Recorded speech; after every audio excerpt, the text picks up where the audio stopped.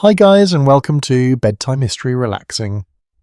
Tonight we step quietly into the royal court of England in the uneasy spring of 1536, where candlelight trembles across painted walls, silk skirts whisper over rush-covered floors, and one careless sentence can travel faster than you ever imagined. You're not a princess, not a duchess, and certainly not someone who gets to sleep until breakfast. You are one of the women serving Anne Boleyn, Queen of England, and your world is built from pins, prayers, gossip, polished manners, and the constant need to notice everything while appearing to notice absolutely nothing. It sounds glamorous. Jewels, music, velvet gowns, royal banquets. You probably won't survive this lifestyle with your modern patience intact. So, before you get comfortable, take a moment to like the video and subscribe, but only if you genuinely enjoy what I do here. And tell me in the comments where you are listening from, and what the local time is where you are. Perhaps it is midnight in London, early morning in Sydney, or some beautifully unreasonable hour when Tudor court politics seem like a sensible bedtime choice. Now, dim the lights, and imagine that the palace around you is beginning to stir. It is still dark outside. The cold of an English morning presses against the glass of the narrow windows, and somewhere beyond the Queen's apartments a servant carries a bundle of firewood along a passageway. You hear the scrape of shoes against stone, the muffled cough of someone who's already been awake for an hour, and the faint metallic clink of a key turning inside a lock. You belong to a royal household that is less like a peaceful home and more like a moving city. Wherever Henry VIII travels, much of his court travels with him. Furniture, clothing, tapestries, kitchen equipment, documents, horses, servants, courtiers, guards, musicians, clergy, physicians, laundresses, cooks, and dozens upon dozens of people needed to maintain the appearance of effortless magnificence. Nothing about magnificence is effortless. As one of Anne Boleyn's attendants, you occupy a peculiar place within this complicated machinery. You're close enough to witness private moments, yet never powerful enough to forget who commands the room. Ladies serving queens often come from respectable or noble families. Court service can offer valuable connections, prestige, and opportunities for advantageous marriage. Families understand this perfectly well. Sending a daughter into a royal household is partly an honour and partly a calculated investment in social advancement. So here you are. Perhaps your parents imagined you standing beside the Queen in embroidered silk, absorbing refinement like sunshine. They probably imagined fewer chamber pots. Your duties depend heavily upon your rank. Some women surrounding Anne hold prestigious positions and enjoy remarkable access to her person. Others perform more practical tasks. The hierarchy within the Queen's chambers can be as carefully observed as the hierarchy of the kingdom itself. You learn quickly who may enter which room. You learn who sits. You learn who stands. You learn who may speak freely. Most importantly, you learn when silence is healthier than curiosity. Anne herself has been queen for nearly 3 years. But by 1536 her position feels far less secure than it once did. You remember the excitement that followed her rise? Henry's determination to marry her helped transform England's relationship with Rome and contributed to one of the most significant religious and political upheavals in English history. That much is firmly established. Yet court life does not feel like a textbook, it feels personal. The great religious changes sweeping through the kingdom arrive in your world as conversations overheard near fireplaces. New books passed discreetly between educated courtiers. Sermons discussed after chapel, and nervous speculation about who currently enjoys the king's favour. Anne is intelligent, sharp, fashionable, musically accomplished, and unusually skilled at commanding attention. She can also be demanding. Serving her means becoming sensitive to mood. The slightest tightening around her mouth may tell you more than a speech. A pause before answering someone can change the temperature of a chamber. You become an expert in invisible weather. This morning, however, your immediate concerns are practical. Your clothing needs arranging before you enter more formal spaces. A Tudor lady of your station does not simply throw on something comfortable and wander toward breakfast. Your linen shift lies closest to your skin. Over it come structured garments, skirts, sleeves, and other layers shaped by fashion, rank, season, and occasion. Pins perform heroic amounts of work. There are no modern zippers, no elastic waistbands, and certainly no 5-minute outfit changes. The smell around you is a mixture of beeswax, wool, smoke, lavender, damp stone, and human beings living in buildings without modern plumbing. Royal palaces can be richly decorated while still smelling surprisingly organic. One curious detail from Tudor household life is the widespread use of fragrant herbs and rushes intended to make interiors more pleasant. Floors may be strewn with rushes, sometimes mixed with sweet-smelling plants. The effect can be charming when fresh, less charming after several days of muddy shoes. You step through a doorway and enter a busier passage. A young servant passes carrying folded linen. Another woman murmurs a greeting. Someone farther ahead is discussing whether the Queen will attend chapel at the expected hour. Nothing sounds dramatic. That is the strange thing about living near history. Most mornings do not announce themselves as important. They simply begin. And yet this year, 1536 will become catastrophic for the household you serve. For now, you do not know that. You know only that Anne has recently suffered another pregnancy loss and that the matter of producing a surviving male heir hangs over the court with exhausting persistence. Historians continue to examine how much this pregnancy loss directly altered Henry's attitude toward Anne, because surviving evidence allows several interpretations of his intentions during these crucial months. From your position, scholarly nuance would feel rather less elegant. You would simply notice that people are watching the king more carefully. You would notice Jane Seymour. You would notice certain courtiers choosing words with increasing caution. You might even notice that men who once hurried eagerly toward Anne now seem slightly slower to enter her orbit. But court survival depends upon pretending that such calculations are invisible. You're expected to embody composure. A lady serving the Queen must understand courtesy, conversation, religion, music, dancing, clothing, and the tangled etiquette governing interaction between men and women of rank. Courtly behaviour creates distance even when everyone is crowded together. A chamber might contain several people, yet privacy can still exist through lowered voices, curtains, gestures, and the social fiction that servants have suddenly become furniture. You begin to understand the useful art of looking downward. Not constantly. That would appear suspicious. Just enough. You hear things anyway. Names, promises, complaints, fragments of jokes, tiny pieces of information drift around the Queen's household like ash above a fireplace. Some disappear, others ignite. There is also the delicate issue of your own reputation. A royal court offers opportunities for flirtation and marriage, but a woman's perceived behaviour matters enormously. A laugh held too long, an overly familiar conversation, a private meeting, or malicious gossip can acquire consequences far beyond the original moment. Your family name travels with you. So does your future. This makes the Queen's chambers both domestic and political. Women sew, read, pray, play music, exchange small gifts, discuss acquaintances, and help prepare clothing at the same time. Noble families maneuver for influence through those very same relationships. A harmless conversation beside a window may be remembered later as evidence of friendship, or allegiance, or something more dangerous. For now, daylight has begun to soften the darkness outside. The palace wakes more fully. Doors open, fires brighten, footsteps multiply. Soon Anne will need dressing.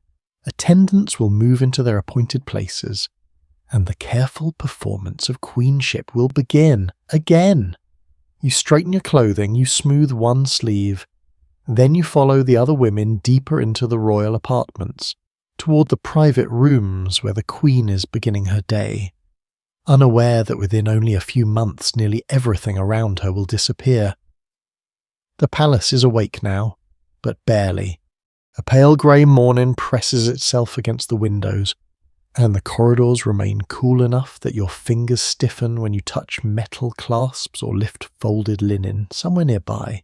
Fire has been coaxed back to life. You smell smoke, damp wool, beeswax, and the faint sweetness of herbs crushed beneath yesterday's footsteps. This is the hour when royal splendour looks least convincing. Before Anne Boleyn appears before courtiers, petitioners, diplomats, and watchful enemies, someone has to prepare the rooms, warm the chambers, carry water, range clothing, inspect linen, light candles, remove yesterday's disorder, and make sure nothing embarrassing remains visible. That someone is not the king, obviously. You move with the other women toward the Queen's inner apartments, passing guards and household officers who are already standing at their posts. Access becomes more restricted the farther inward you go. The palace has layers, almost like a shell. Outer rooms hold greater numbers of servants and visitors. Inner chambers are reserved for people trusted with closer access to the monarch and queen. The arrangement is deliberate. In Tudor court culture, physical proximity to royalty means privilege. Being allowed near the queen when she is not performing publicly is valuable. It creates opportunities to speak, request favours, deliver messages, and observe relationships that less fortunate courtiers can only guess about. You therefore begin each morning inside a political map drawn with doorways. Who passes through which door matters. Who waits outside matters even more. Anne's household operates according to rank, but the practical morning routine requires cooperation. Senior ladies may possess noble titles and family connections, while lower-ranking servants perform less glamorous work. Everyone, however, contributes to transforming a sleeping woman into the visible Queen of England. The first tasks are quiet, curtains are drawn back, candles that have burned low are replaced. A basin is prepared. Fresh linen is brought forward. Clothing chosen for the day is inspected for stains, loose stitching, damaged embroidery, or missing fastenings. You learn that expensive clothes demand surprisingly constant attention. Velvet does not become less troublesome merely because it cost a fortune. If anything, expensive fabric seems to develop a personality. You help smooth a folded garment while another attendant checks the sleeves. Nearby, someone whispers about the weather and whether the king intends to ride later. The conversation sounds casual, but almost every piece of information at court possesses potential value. A royal outing changes schedules. A visiting ambassador changes seating arrangements. A private meeting may change careers. You do not ask too many questions. Morning service requires discretion. When Anne wakes, she does not leap from bed and begin issuing orders like a character in a modern drama. Her transition into public life is gradual and structured. Prayers, washing, dressing, and conversation blend together according to household custom. Her bed itself is a sign of status. A richly furnished royal bed might be surrounded by curtains, not simply for decoration but also for warmth and privacy. Fabric creates a smaller chamber within the chamber, shielding the sleeper from drafts and from the eyes of people who may occupy the room. Privacy in a Tudor palace is an unusual concept. Modern people tend to imagine privacy as being alone. For you, privacy often means being surrounded by servants who have been trained to behave as though they are not there. You stand quietly while the Queen begins her morning. Anne's face may reveal traces of fatigue. The months behind her have not been easy. Her pregnancy ended badly earlier in the year, and the emotional and political consequences hang over the household. You do not mention it unless invited. A courtier who wishes to live comfortably learns that some subjects are safer when left untouched. Morning prayers provide one familiar rhythm. Religion is embedded deeply in daily life.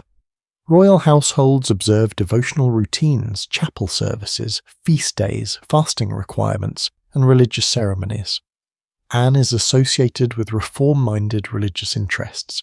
yet her world remained saturated with forms of worship that would still feel recognisably Catholic to many contemporaries. This complexity is often flattened in later retellings. You, however, experience it as ordinary life. A prayer book rests nearby. A cross catches the candlelight. Someone murmurs words you have heard hundreds of times. Then practical business resumes. Water is brought for washing. Tudor people do wash. Contrary to the popular idea that everyone in the 16th century simply avoided water until death claimed them, hands and faces are washed regularly, linen is changed, and personal cleanliness is valued. Though bathing practices differ sharply from modern routines, you're unlikely to see Anne stepping into a steaming porcelain bathtub with scented foam and relaxing music. A tragedy, really, instead. Washing is often done with basins, cloths, warmed water, and careful attention to visible areas of the body. Clean linen plays an especially important role, because linen sits directly against the skin. Changing it helps absorb sweat and oils. A fresh shift can provide a sense of cleanliness even when full-body bathing is infrequent. One lesser-known detail is that scented waters, including preparations using roses or herbs, could be used among wealthier households for washing or freshening. Such luxuries do not make the palace smell like a modern perfume shop, but they soften the combined odours of smoke, fabric, bodies, food, and damp masonry. Anne's hair also requires attention. Hair carries enormous social significance. For married noblewomen, head coverings and fashionable arrangements communicate status and propriety. Anne is famous for helping popularise French-inspired styles at the English court, particularly the French hood, which exposes more of the hair than some traditional English styles. Whether Anne introduced the fashion herself is another matter. Researchers still differ over how much of her celebrated style was genuinely innovative and how much simply reflected fashions already circulating among internationally connected aristocratic women. From where you stand, such distinctions hardly matter. You simply know that arranging the Queen's appearance takes time. Pins are everywhere. Pins secure fabric, sleeves, veils, hoods, and decorative elements. They are small, easily lost, and indispensable. If Tudor England possessed a patron saint of getting dressed on schedule, it might reasonably have been a brass pin. You check the floor more than once. Stepping on one would certainly wake you faster than morning prayers. As Anne dresses, the chamber becomes livelier. Women exchange brief comments. A servant enters with another item. Someone carries away used linen. Another adjusts the fire. You hear the rustle of skirts and the tiny metallic sounds of hooks and fastenings. The Queen may speak to one lady about a family matter, ask another about correspondence, or make some quick observation that causes restrained laughter. This is where intimacy and hierarchy overlap. Anne knows many of the women around her personally. Some belong to important families. Some may have known her before she became queen. Others have arrived because relatives hope royal service will improve their prospects. Friendship exists, so does calculation. The two are perfectly capable of occupying the same chair. Before leaving the private apartments, Anne may hear about petitions, household matters, clothing requirements, planned visits, or social obligations. You begin to understand that a queen's morning is never simply personal. Even dressing can become political. A jewel may have been given by the king. A gown may display wealth. A colour might attract comment. The presence of one attendant and absence of another may inspire speculation. By the time Anne is ready to move outward into more public rooms, you've already been working for hours. Your stomach reminds you of this. Breakfast, if you receive it soon, will likely be simple compared with the magnificent feasts imagined by later centuries. Bread, ale, perhaps meat depending on season, household status, and religious observance. Eating patterns vary considerably, and the great formal dinner later in the day remains far more important. For now, you barely think about food. Anne rises, The room changes instantly, conversation becomes more controlled, clothing settles into place. The queen who moments ago was simply a woman surrounded by familiar attendants becomes once again a public figure. You follow through another doorway, then another. Morning light finally reaches the corridor, pale and cold across the floor. The household moves with her, carrying not only gloves, books, cloth, messages and personal objects, but something far heavier, expectation. And before the day is much older, those expectations will be stitched directly into every gown, jewel, sleeve, and carefully arranged strand of hair you help place upon the Queen of England. The clothing waiting for Anne is not merely clothing, it is rank made visible. As you enter the dressing chamber more fully, the first thing you notice is texture. Heavy fabric catches the morning light in uneven folds. Velvet seems almost to drink the brightness around it. Satin throws it back. Embroidery rises beneath your fingertips in tiny ridges of silk and metallic thread, while pearls, clasps, and jewelled settings add small points of cold weight to garments that already feel substantial enough. Nothing about dressing a Tudor queen is quick. There are layers to arrange, fastenings to secure, sleeves to attach, edges to straighten, and decorative pieces to place so that the final effect appears effortless, naturally. After several women spend a very uneffortless amount of time creating it, you begin with linen. A clean shift sits against the skin, soft compared with the heavier fabrics that follow. Over that comes the structure of the queen's gown, which may involve a fitted bodice, separate or attached sleeves, skirts, and underlayers designed to shape the silhouette expected at court. The exact terminology for Tudor clothing can become complicated very quickly, and you have no reason to recite a costume historian's glossary while holding pins between your lips. You simply know what goes where. That knowledge matters. One misplaced fastening may pull a sleeve awkwardly. A poorly aligned edge may ruin the symmetry of an expensive gown. A pin that does not hold properly can turn elegant presentation into a very public inconvenience. So you work carefully. Anne stands while attendants move around her.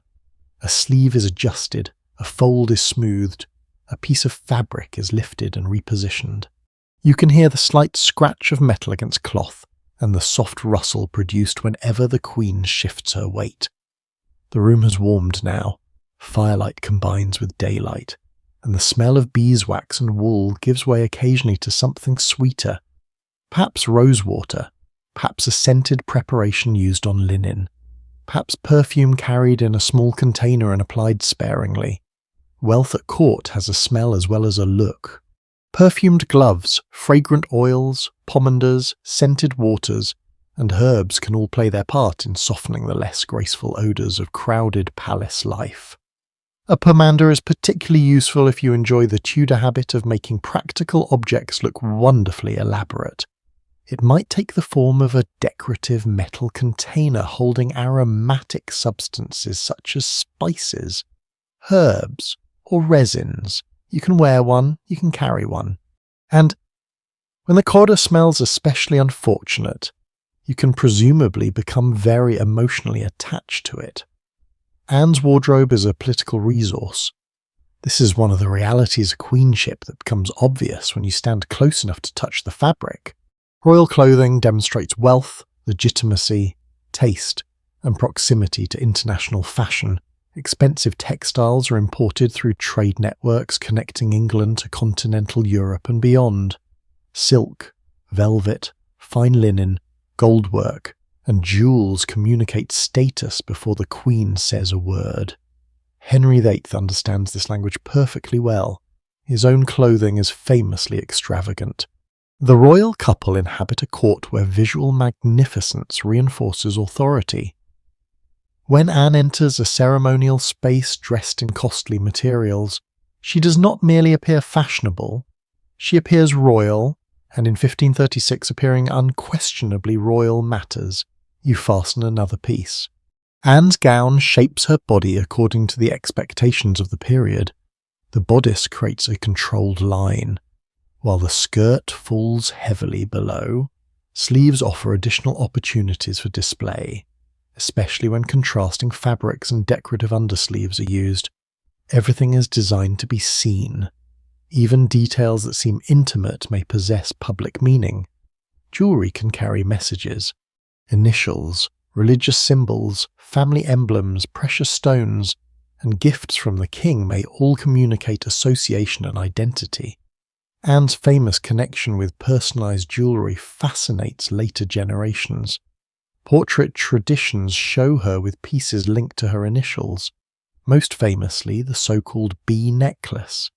Although surviving images of Anne and the precise identification of some objects remain subjects of careful historical scrutiny, you do not know that future viewers will stare at painted versions of these jewels centuries from now. To you, they're simply objects that must not be dropped.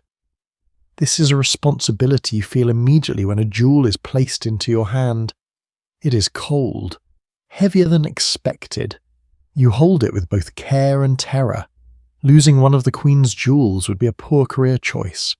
Royal jewels are inventoried, gifted, altered, reused, and sometimes dismantled. Precious objects do not necessarily remain forever in the form in which you see them today. Stones can be reset, pearls can be moved, gold can be melted and transformed. That makes reconstructing Anne's exact jewelry collection frustratingly difficult for later scholars. Historians remain divided over the identification of several jewels associated with Anne in portraits and later tradition, particularly because so few securely authenticated contemporary images of her survive. You, fortunately, are not required to resolve this. You merely attach what you're given. Her neckline is checked, then the sleeves, then comes the arrangement around her head. Hair is brushed and controlled before the hood is positioned. Anne's association with the French hood has become one of the defining features of her modern image. The style curves around the head and allows more hair to remain visible than some English alternatives. It carries a continental elegance perfectly suited to the woman who spent formative years at the French court. Anne had lived in the Netherlands and France before returning to England, and her continental experience undoubtedly influenced the impression she made when she appeared at Henry's court. That is one of the more secure elements of her biography. Yet fashion rarely moves because one individual simply invents it from nothing. Styles travel, women imitate one another. Textile merchants bring materials across borders. Portraits circulate. Diplomatic households introduce unfamiliar habits. One noblewoman sees another wearing something attractive, and several months later everybody is pretending they thought of it independently. Human nature has changed very little. The hood requires precision. You help while another lady studies the alignment. A slight adjustment changes how the entire face appears. Fabric frames Anne's features. Jewels or decorative edging may emphasize the front. A veil falls behind. Once everything sits correctly, the transformation is striking. She looks taller somehow, more formal, less accessible. You have watched this transformation many times, yet it still surprises you. The woman who spoke quietly during washing and prayers becomes increasingly difficult to approach as each visible sign of queenship is added. Clothing builds distance. Then come the smaller objects. Rings, perhaps a girdle, a chain, gloves, a prayer book or devotional object depending on the day. Some accessories may be practical, others are almost entirely symbolic. Most seem to possess both purposes at once. You notice Anne studying herself, not in a modern full-length mirror, of course, large. Perfectly reflective glass mirrors are rare and costly. Smaller mirrors exist, often made with polished metal or back glass. But your world does not provide the effortless reflections of a modern dressing room. That means attendants matter even more. You become the Queen's external eyes. Is the hood straight? Is a sleeve sitting properly? Has the fabric twisted behind her? Is there lint on the gown? Is one jewel slightly crooked? Your answers must be accurate. Flattery is useful at court, but it is less useful when the Queen is about to walk into a public room with half her headdress leaning sideways. There is a strange intimacy in this. You stand close enough to correct details that ambassadors will later describe from across a chamber. You touch fabric that noblemen cannot approach. You see the careful construction behind the public image. And yet your own appearance must also be controlled. Ladies surrounding the Queen contribute to the impression of her household. You cannot dress with greater magnificence than Anne, nor would you wish to. Sumptuary expectations and social custom help reinforce distinctions of rank, while financial reality performs the same service rather effectively. Fine clothing is expensive, terrifyingly expensive. A wealthy family might spend significant sums maintaining a daughter at court because appearance is part of participation in court life. You need multiple garments, repairs, linen, accessories, shoes, headwear, and enough variation to avoid looking like you accidentally arrived at court with a single dress and admirable optimism. Anne knows this world intimately. She notices details. She has spent years navigating courts where clothing and behaviour can convey intention before words are exchanged. A particularly intriguing custom involves detachable sleeves, because sleeves can be separate elements. They allow outfits to be altered without requiring an entirely new gown. Richly decorated sleeves may transform the appearance of familiar clothing, a useful trick in a culture where textiles are among the most expensive possessions in many households. You might almost call it Tudor mix and match, only with more pearls and considerably greater financial risk. A servant brings another item. Anne decides against it. The object disappears again. You exchange the smallest glance with another lady. No comment is necessary. Everyone knows that preferences can change quickly. The Queen turns slightly. Her gown settles. You notice how the materials restrict movement compared with your imagined world of soft modern clothing. Every step requires awareness. Sitting must be done carefully. Passing through crowded rooms requires controlling skirts and sleeves. Court women learn these movements until they appear natural. That is the trick of aristocratic life. Practice something uncomfortable for long enough, then make it look graceful. Outside, the palace has become louder. Men's voices carry along the corridor. Boots strike the floor. Somewhere a door shuts hard enough to echo. The public part of the day is approaching. Anne will soon move through rooms where people evaluate everything about her. Her expression, her companions, her clothing, whether the king looks toward her, whether he does not. You make one final adjustment. A fold near her wrist is not sitting correctly. You smooth it. There. Perfect. Or as close to perfect as anyone at Henry VIII's court is permitted to be. Anne looks ready now. Now the jewellery is secure, the hood sits properly, the gown falls in controlled. Expensive lines. Anyone meeting her shortly will see a Queen of England dressed with confidence and magnificence. They will not see the pins. They will not see the careful hands. They will not see the whispered corrections, the rejected accessories, the inspection of hems, or the quiet anxiety that accompanies objects worth more than some people will earn in years. You see all of it. And as you follow Anne towards the outer chambers, you begin to understand that dressing the Queen is not simply preparation for court. It is part of court itself. The performance has already begun. Ahead, servants are preparing tables and carrying food. Officers are arranging spaces for the day's business. And the palace is filling with that familiar mixture of appetite, ambition, and observation. Soon you will discover that even sitting down to eat beside a Tudor queen can become another carefully choreographed test of manners. The Queen's clothing is finely arranged, her jewels secured, her hood sitting exactly as it should, and now the business of being seen begins. You move with Anne into rooms where the atmosphere changes almost immediately. The private murmur of the dressing chamber gives way to a more public rhythm.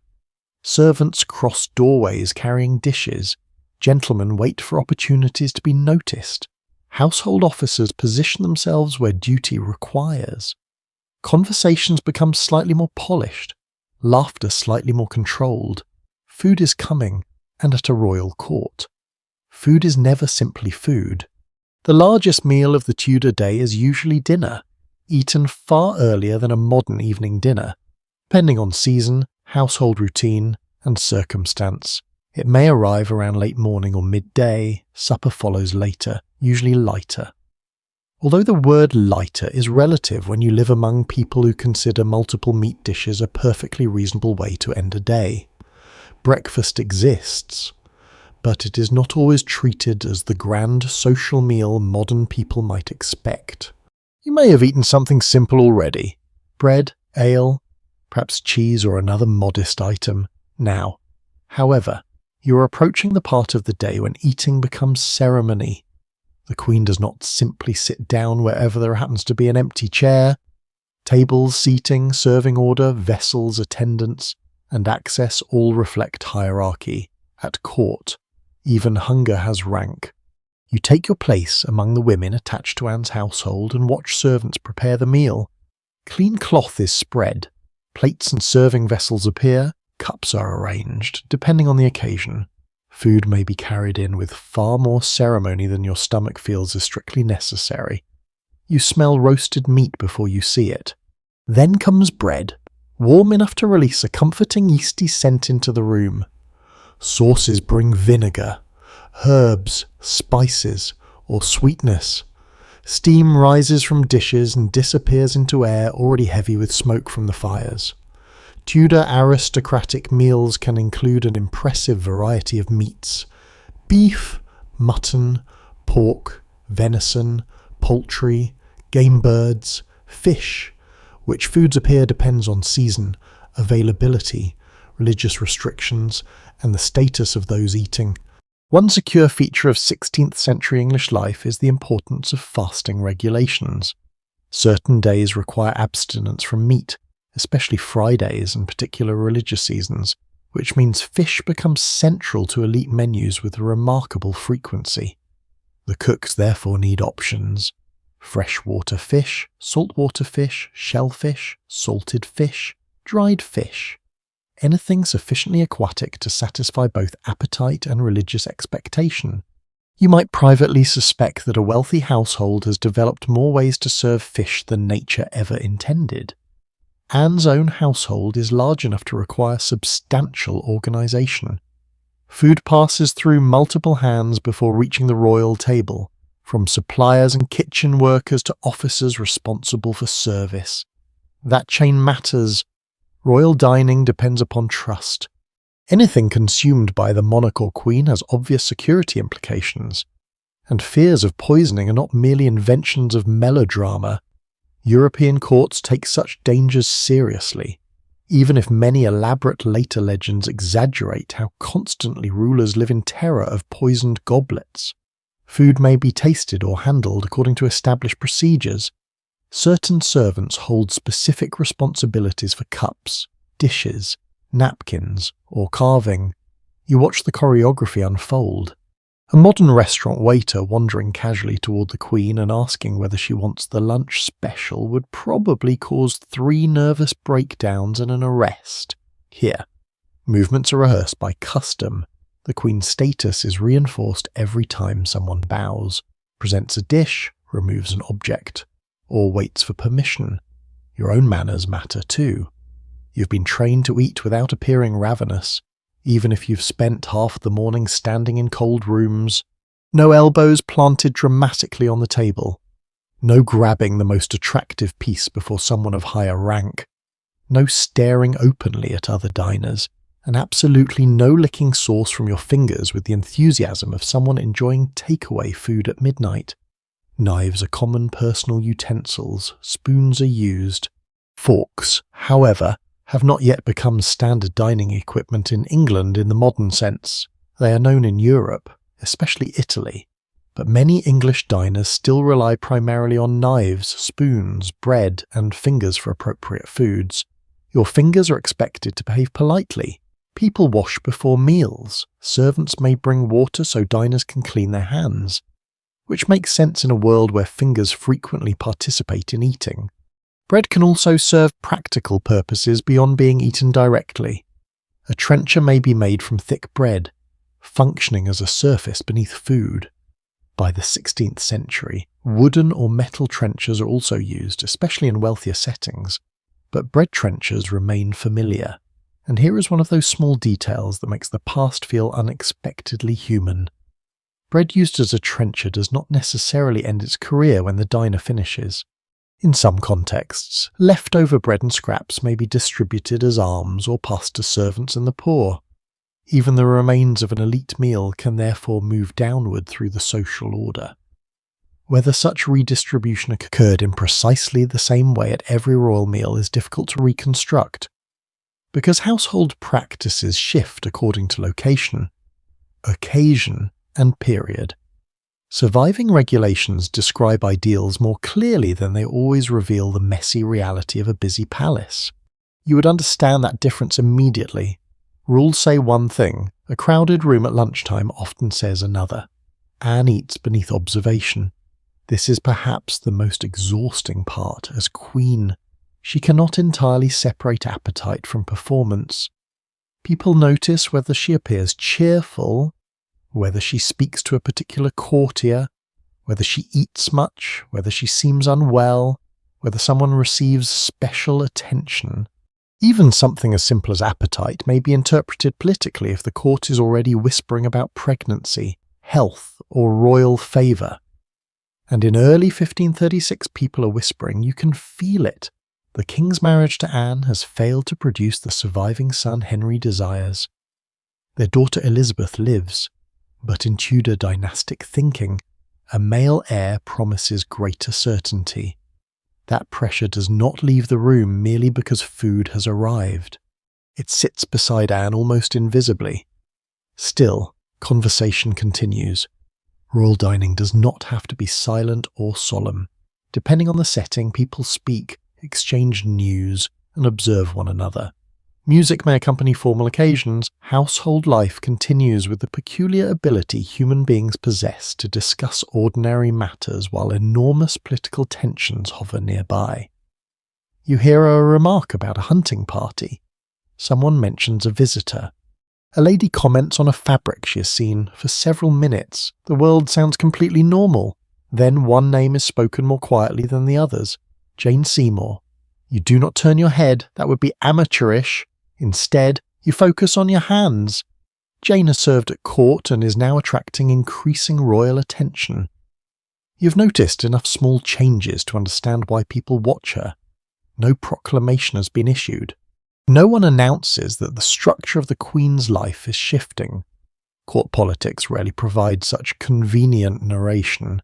Instead, you notice who receives gifts, who occupies certain rooms, who the king chooses to speak with, who suddenly acquires friends. There are competing interpretations among modern historians about exactly when Henry became fully determined to end his marriage to Anne, because his intentions changed within a rapidly moving sequence of personal and political events from inside the household. However, you would have no access to a neat timeline. You would have impressions, and impressions are dangerous. A servant approaches with another dish. You smell spice. Imported spices remain expensive markers of wealth, though by the Tudor period they are not used merely to disguise rotten meat. Despite the stubborn modern myth, wealthy kitchens seek fresh provisions precisely because they can afford them. Spices are desirable because people like the taste. Imagine that pepper, cinnamon, cloves, ginger, saffron, and other costly ingredients can appear in elite cooking, often combined in ways that would surprise a modern palate. Sweet and savoury flavours mingle comfortably. Meat might arrive with fruit or sugar. Sauces can be sharp, rich, or heavily seasoned. Sugar itself is a prestige ingredient, increasingly fashionable among the wealthy. Dental consequences will eventually become less glamorous. For the moment, however, sweetness communicates luxury. Anne's table reflects a court connected to international trade, agricultural estates, royal suppliers, and a vast labour force.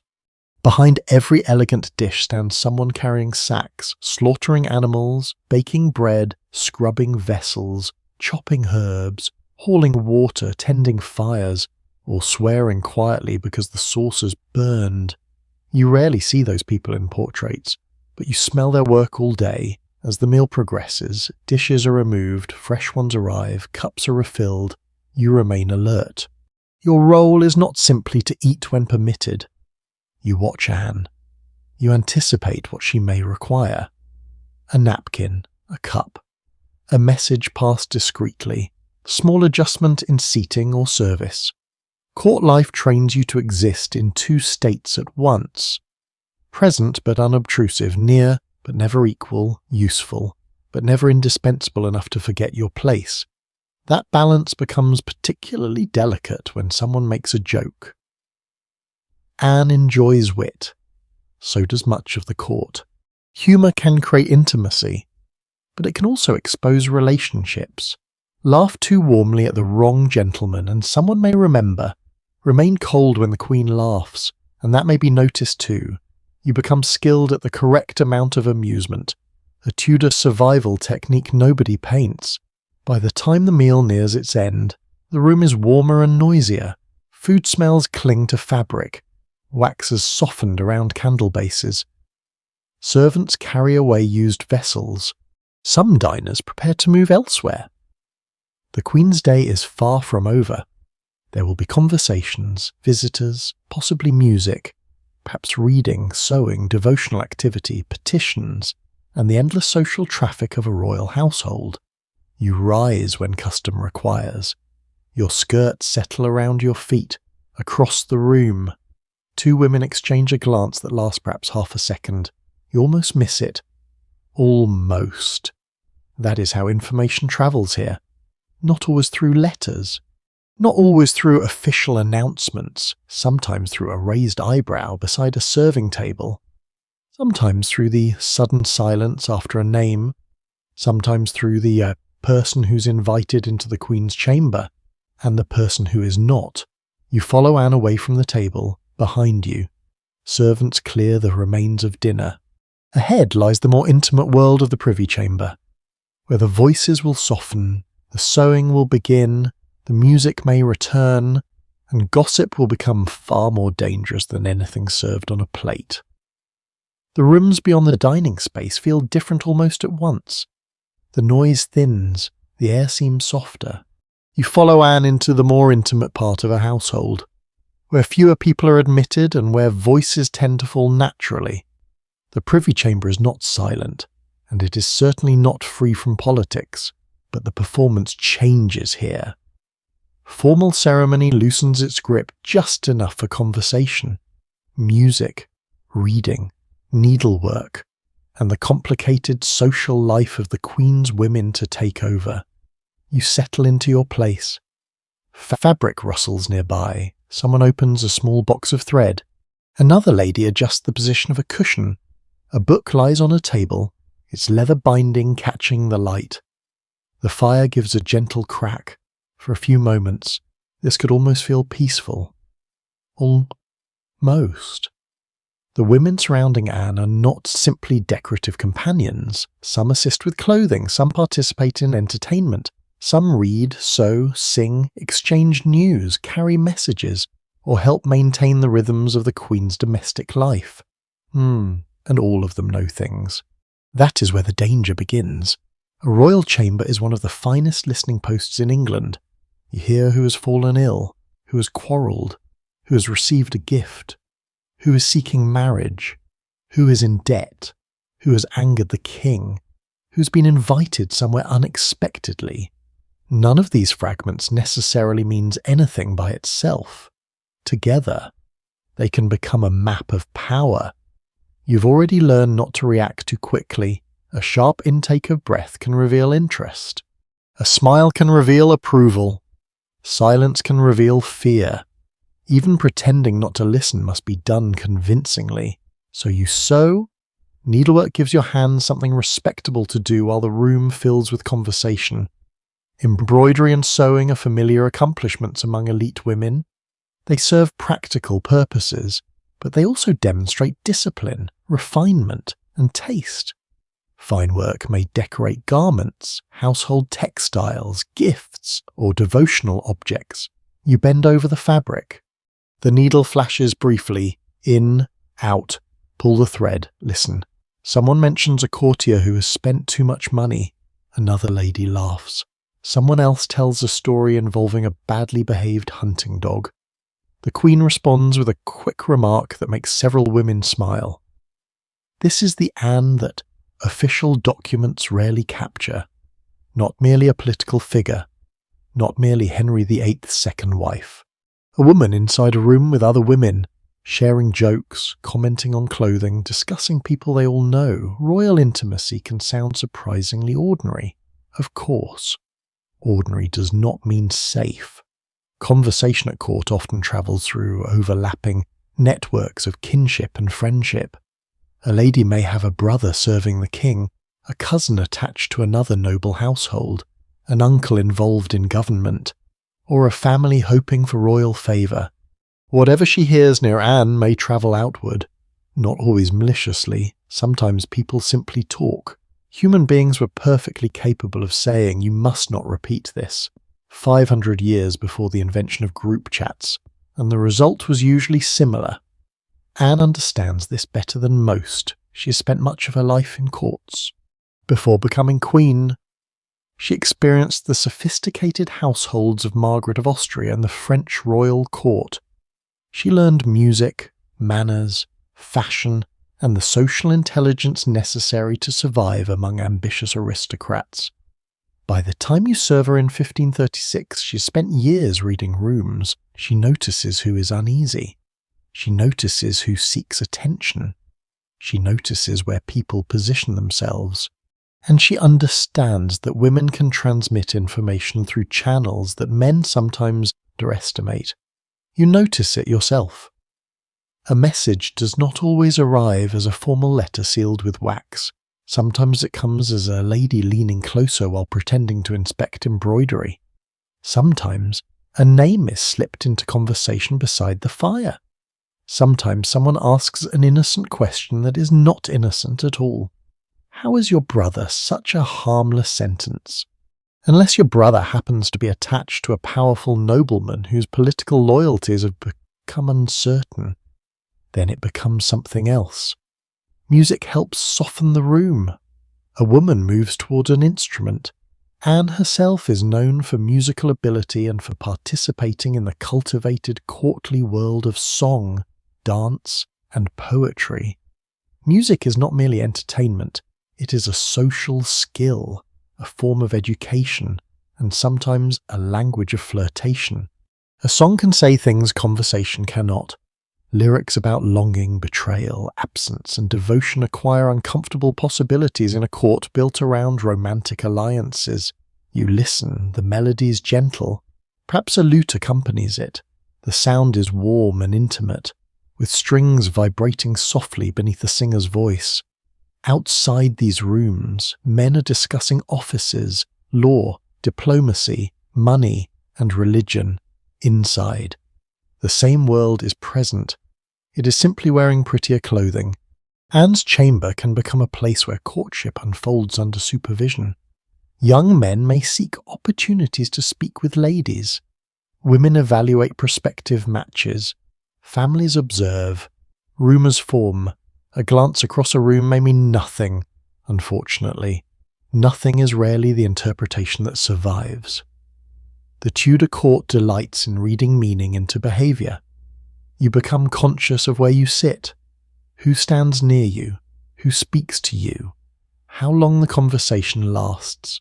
Even playful language requires caution. Courtly flirtation can be highly stylized. Compliments, poems, tokens, jokes, and games involving love are part of aristocratic culture. A gentleman may praise a lady extravagantly without intending anything resembling a modern affair. Later generations sometimes struggle to distinguish conventional flirtation from genuine intimacy. This matters enormously when Anne's downfall approaches. Several of the accusations that will eventually surround her involve men from her social circle and behaviour that may have looked quite different when filtered through the conventions of courtly entertainment. The surviving evidence leaves room for disagreement over how investigators interpreted familiar forms of flirtation and whether ordinary courtly banter was deliberately recast as something criminal once Anne's enemies moved against her. You, sitting in the chamber before disaster arrives, cannot know that you simply hear laughter. One of the ladies makes a joke. A gentleman replies cleverly. Anne smiles. The moment passes. That is the disturbing part. Many moments that later appear sinister may feel completely normal while they're happening. You return to your sewing. There's an unusual little culture of gift-giving around courtship too. Small objects can carry personal meaning. Ribbons, books, jewels, miniature devotional items, even clothing accessories. A token does not automatically announce romance, but people remember who gives what to whom. You'd be wise to remember as well. The chamber's intimacy creates opportunities for reading. Books matter to Anne. She has strong intellectual interests and encourages access to religious works associated with reform. English translations and devotional texts circulate among people connected with her household. But even outside religion, reading is part of elite culture. Poetry circulates in manuscript. Letters are read aloud or privately. Stories move through conversation. A well-educated lady may know French, some know Latin to varying degrees. Anne's own continental upbringing helps give her a reputation for sophistication. You hear a page turn. The sound is surprisingly loud in a quieter moment. Then conversation resumes. Someone mentions Thomas Wyatt. You recognize the name. Poet. Courtier. A man whose later connection with Anne becomes a source of endless speculation. Whether Wyatt's poetry provides reliable clues about his feelings toward Anne remains uncertain. Because courtly verse frequently uses stylized voices and conventional romantic themes that cannot always be treated as autobiography. You would probably find the future obsession rather amusing. To you, poets are simply dangerous men who can turn one conversation into 12 mysterious verses. The afternoon deepens. Light moves slowly across the room. The fire settles. The women shift positions. Some continue needlework. Others talk. You begin to notice how tiring constant awareness becomes. You cannot switch off. Even here, especially here. Every person in the chamber carries connections beyond it. A woman who appears harmless may repeat something to her husband. A cousin may mention it to another household. A servant may overhear. A gentleman may exaggerate. By nightfall, a private joke can acquire an entirely different shape.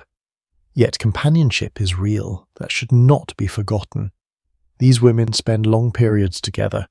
They travel with the household. They share cramped spaces, uncomfortable weather, boring ceremonies, exhausting clothing routines, illnesses, pregnancies, celebrations, and grief. They may quarrel, they may envy one another, but they also form bonds. You laugh together because court life is absurd. You help repair a sleeve, you lend a pin, you comfort someone whose family has sent bad news, you whisper about a gentleman with dreadful manners. And then the Queen laughs again. For a little while, the tension fades. Only later do you realize how precious such ordinary afternoons are. Because the same conversations that make Anne's chamber lively will soon be examined from a much colder perspective. Names will be remembered. Jokes will be reconsidered. Friendly exchanges will be stripped of context. People will be asked who spoke to whom, and when, and why. For now, you know none of this. You hear only music, thread passing through cloth, low voices, and the comfortable murmur of women who believe they are spending another ordinary afternoon in the household of a queen outside the chamber. However, the king's patience is narrowing, and soon you will begin to feel the pressure entering even these private rooms. The change does not arrive with trumpets. No herald steps into the chamber and announces that the queen's position has become dangerous instead. You begin noticing smaller things, A conversation stops when someone enters. A courtier who once lingered near Anne now finds reasons to remain elsewhere. A message takes longer than expected to return. The king's mood is discussed in whispers, never loudly, and certainly never by anyone who values a peaceful future. You have learned by now that court politics is often most visible in absence, who is no longer invited, who no longer receives a smile, who suddenly waits outside a door that used to open, and who, quite unexpectedly, seems to be standing closer to Henry VIII, Jane Seymour. Her name does not need to be spoken for you to recognise the change. You have seen her. Quiet, pale, careful in manner, from a respectable family with useful court connections, she doesn't possess Anne's sharp conversational presence, at least not in the same way. And perhaps that difference is precisely part of her appeal. People begin comparing the two women. Quietly, always quietly. Anne is intelligent, quick, and capable of confrontation. Jane increasingly appears as something softer, more restrained, more conventionally obedient. Whether Jane herself consciously cultivates this contrast is difficult to know. Later accounts often turn her into either a calculating rival or a passive innocent, but the surviving evidence is too thin to make either portrait completely secure. You would not have the luxury of such neat categories. You would simply watch. Henry has changed before. Everyone at court knows this. The king once pursued Anne with extraordinary persistence. His desire to marry her helped drive England through years of political and religious upheaval. The marriage to Catherine of Aragon was broken. Papal authority in England was rejected. Anne was crowned queen for years. Henry had wanted her badly enough to overturn structures that had existed for centuries. That is not gossip. That is the world you are living inside. But desire is not the same thing as permanence. And by 1536 the marriage carries a burden that no amount of silk can hide. There is still no surviving son. Elizabeth, born in 1533, is healthy, intelligent, and royal, but she is a daughter for Henry. Dynastic security remains tied to a male heir. The Wars of the Roses are not ancient history to your generation. Memories of disputed succession, civil war, shifting loyalties, and noble bloodshed still shape how rulers think about inheritance. A son is not merely a personal wish. In the king's mind, it is political insurance. Anne knows this. You know she knows it. The women around her know it too. That awareness enters ordinary moments. If Anne appears tired, someone wonders if she is unwell. If she seems cheerful, someone wonders whether she has received encouraging news.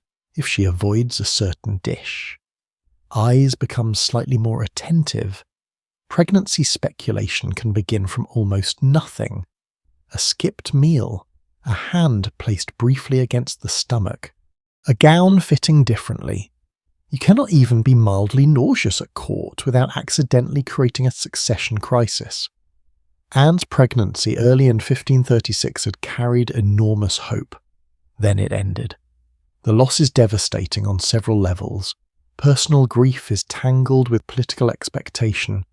You may see Anne quieter on some mornings, or sharper, or simply tired. You do not ask. The details surrounding that pregnancy loss have been repeated in many forms over the centuries, including stories that the fetus was recognizably male. Yet contemporary testimony is inconsistent, and historians cannot state every detail with certainty. What matters to you is simpler. The hoped-for heir is gone. Henry's disappointment becomes part of the atmosphere. You hear his movements discussed. You hear that he spends time elsewhere. You hear Jane's name again. And once a name begins recurring at court, it's almost impossible not to notice. Anne does not become passive. That is not her nature. She has survived years of hostility before becoming queen. She endured insults, political opposition, public resentment, and the enormous uncertainty surrounding Henry's first marriage. She understands how quickly favour can shift. So she watches too, perhaps more closely than you do. One morning, her instructions are shorter than usual. Another afternoon, she asks where someone has gone. A response comes. Anne says nothing, but her expression changes. You recognize that expression. It means the subject is not finished. The Queen's authority within her household remains real. You still respond when she calls. You still help arrange her clothing. You still accompany her through the palace. People still bow. Servants still move quickly around her. Ceremony continues even when confidence begins to weaken. This may be one of the strangest experiences of serving a falling favourite. The outward structure remains long after the foundations begin to crack. A queen can still be called Your Grace, while men elsewhere discuss how to remove her. You cannot see those private discussions. Instead, you see the surface. And the surface is full of contradictions. Henry may speak civilly to Anne one day and appear distant another. Court life continues with hunts, meals, prayers, music, business, and entertainment. There is no convenient moment when everyone agrees that danger has officially begun. You only sense that the room has become harder to read. One afternoon, you stand while Anne speaks with several attendants. The subject seems harmless. Clothing, a forthcoming event, perhaps someone's family. Then a gentleman's name enters the conversation. Nothing improper is said. Still, you notice how carefully everyone reacts. That caution is new, or perhaps you're simply noticing it now. Reputation has always mattered, but Anne's position makes every male friendship potentially significant. Queens are expected to embody sexual fidelity not merely as private morality, but as dynastic necessity. A king's infidelity may be inconvenient.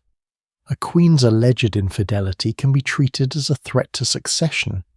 That double standard is built deeply into your world.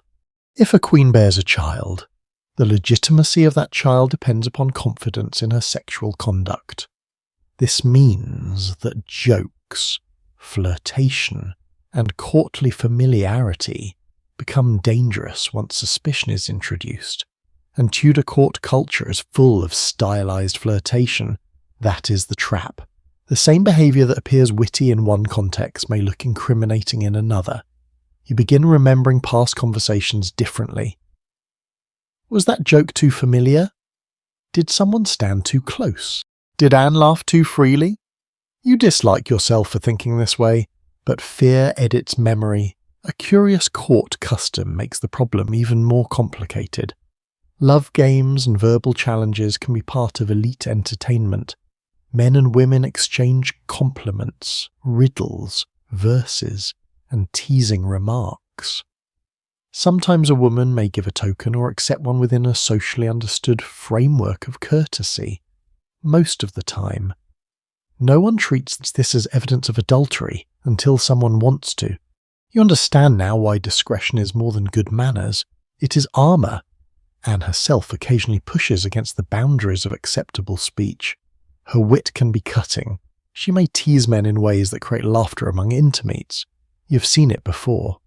Usually the moment dissolves into the next conversation, but the atmosphere has changed. Now each remark seems to linger. The court has become a room full of people silently taking notes. Not literally, perhaps. Though with Thomas Cromwell nearby, you would not bet against paperwork. Cromwell is one of the most powerful figures in government. A skilled administrator who has risen dramatically under Henry. His relationship with Anne is complicated. At times, their political interests align. At other moments, they clash over patronage, foreign policy, religious priorities, and the distribution of wealth from dissolved religious houses. How important those disagreements become in Anne's downfall remains one of the central questions surrounding 1536. Some evidence suggests Cromwell played a crucial role in organising the investigation against her, but determining whether he acted primarily from personal conflict, royal command, political necessity, or a mixture of all three remains much less simple. From your perspective, Cromwell is simply a man whose presence changes rooms. When he speaks, people listen. When he asks questions, people remember exactly what they said. You have no direct dealings with him, and you would very much like to preserve that arrangement. The safest lady in waiting is the one whose name never appears in government papers. You continue your duties. That is what survival looks like. You help with linen, you accompany the Queen, you attend chapel, you stand during conversations. You eat when permitted. You sleep when the household finally allows it. Routine becomes reassuring because it gives you something concrete to do. But routine cannot completely silence the tension. One evening, Anne is more animated than usual. Her voice rises. Perhaps she's heard something about Jane. Perhaps Henry has refused a request. Perhaps some political matter has angered her. You cannot hear every word. You're not meant to. But you see the other women glance downward. That tells you enough. The Queen is angry. Anne's temper is not unique among Tudor rulers. Though later narratives sometimes treat every expression of frustration as evidence of instability, Henry himself is perfectly capable of frightening anger. Power rarely produces patience. Yet Anne's anger is judged differently because she is a woman and because her position is vulnerable. You begin understanding something unpleasant. When a person is secure, strong emotion may be called authority. When that person is falling, the same emotion becomes evidence against them. Later, Anne appears calmer. Perhaps she has recovered. Perhaps she has simply learned who is watching. You walk behind her through another passage. The smell of torch smoke drifts along the ceiling. Outside, rain taps softly against the windows. A servant presses himself against the wall to let the Queen pass. Anne moves with her usual composure. To anyone seeing her briefly, nothing appears wrong. You almost believe it yourself. Then you turn a corner, far ahead, across another room. You catch sight of Henry. Jane Seymour is nearby, not alone with him, not doing anything scandalous, simply nearby. Anne sees them too. Her pace does not change. That is the impressive part. Not one step. You follow. Nobody speaks. The entire household seems to understand that silence is required. And as the Queen continues forward, carrying herself with the dignity expected of Henry VIII's wife, you begin to appreciate the central skill of serving her in 1536. You must see everything. You must understand enough to protect yourself. And you must behave as though you have seen nothing at all. The pressure surrounding Anne does not erase the quieter habits of her household.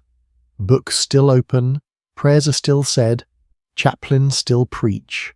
Pages still turn beside the fire while rain gathers against the windows, and the palace settles into one of those long afternoons when religion feels less like an abstract question and more like something woven into every part of daily life. You've already learned that Anne's interest in faith is not ornamental. She reads, she listens, she asks questions. She supports certain preachers and scholars whose ideas would have sounded unsettling, even dangerous, to more conservative ears. The England around you is changing quickly, though no one can yet see where those changes will end. Only a few years earlier, the Pope's authority over the English Church had stood at the centre of religious life. Now Henry VIII has broken with Rome, declared himself supreme head of the Church of England, and ordered subjects to accept a new political reality. Yet this does not mean England has suddenly become Protestant in the later sense. Far from it. Henry remains deeply attached to many traditional doctrines and practices. Mass continues. Priests continue to serve. Churches remain filled with familiar images, candles, vestments, prayers, and ceremonies.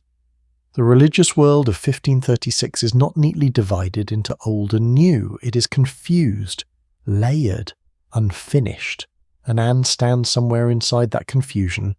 You see evidence of it in the books that circulate through her rooms. Some are devotional works. Some encourage greater access to scripture.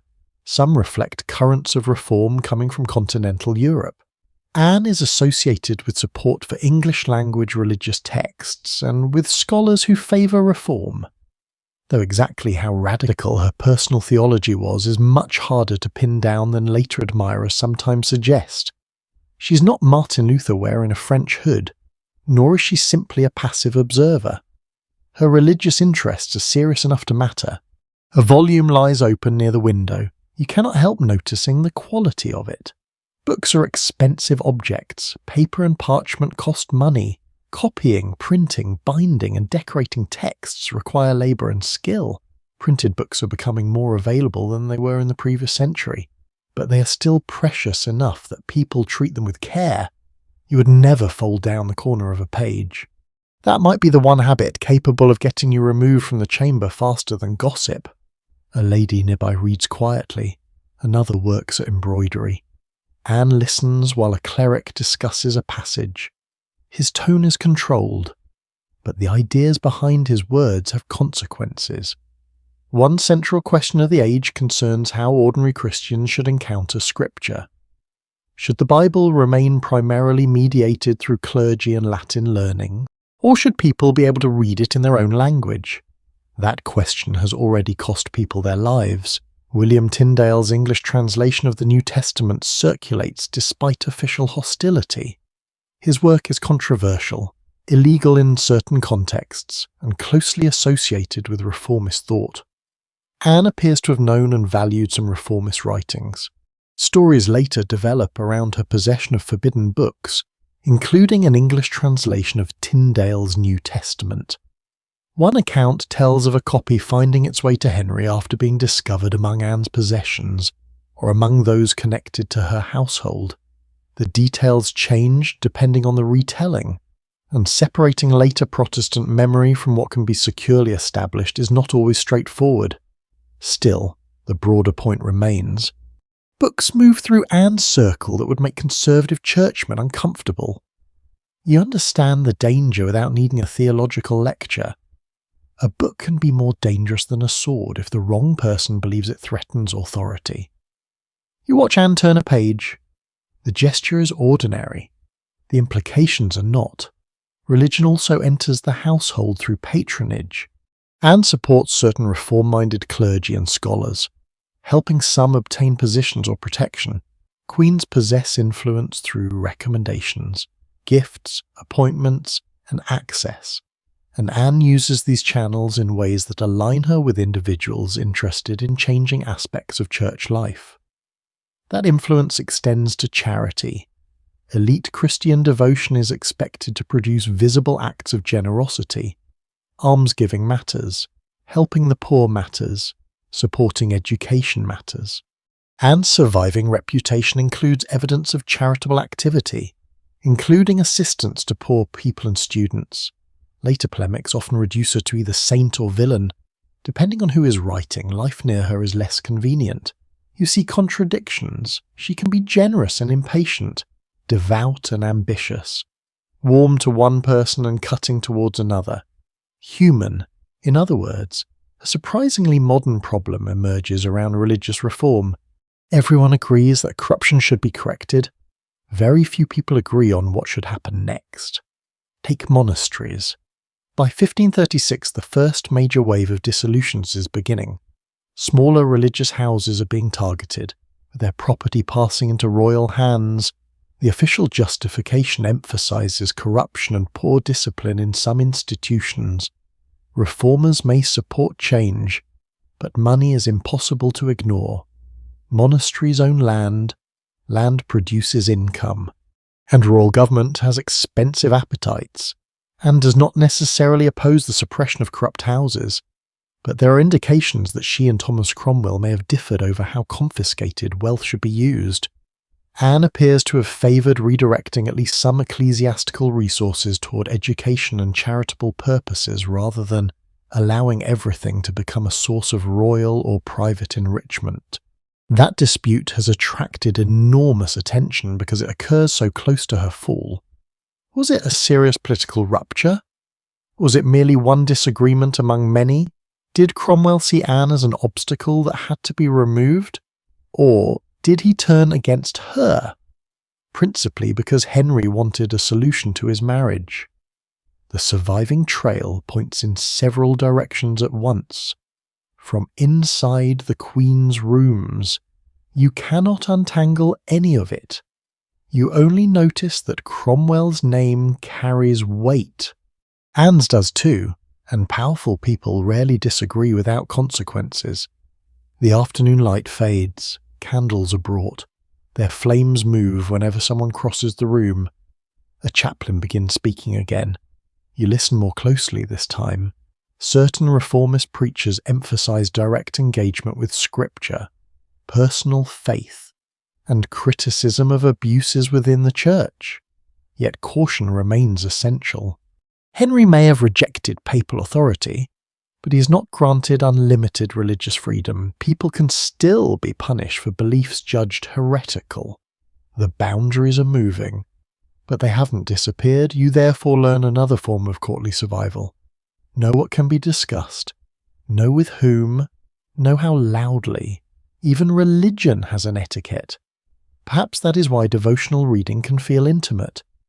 A woman bends over a book in silence, no argument, no public sermon, just words on a page. Anne has a particular interest in beautifully made devotional volumes. One surviving object linked closely with her is a small book of hours, a type of prayer book widely used among lay people. In one example associated with Anne, inscriptions connected to her remain preserved, including a line expressing trust in God. The thought of the Queen writing directly into a prayer book feels oddly personal. Ink touches paper, a hand pauses. 5 centuries later, someone will study those marks behind glass. But to you, handwriting in a book is simply handwriting. The future has not yet made it sacred. The room grows quieter as prayers approach. You kneel when expected. Fabric gathers around your knees. The floor is hard beneath you. A candle burns close enough that you smell warm wax. Latin words rise around the chamber, familiar through repetition even if not every person understands every nuance. You glance once toward Anne. Her face is calm. Perhaps she's thinking about God. Perhaps about Henry. Perhaps about Elizabeth. Perhaps about Jane Seymour. Perhaps all of them at once. Faith does not remove politics from her life. It gives her another language in which to endure it. When prayers end, conversation slowly returns. A book is closed. Someone gathers loose embroidery thread.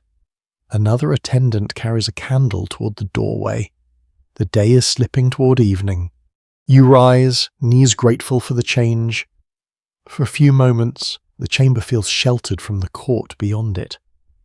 Then footsteps sound outside. A message arrives. Nothing dramatic is announced, but Anne reads it, and the expression around her eyes tightens.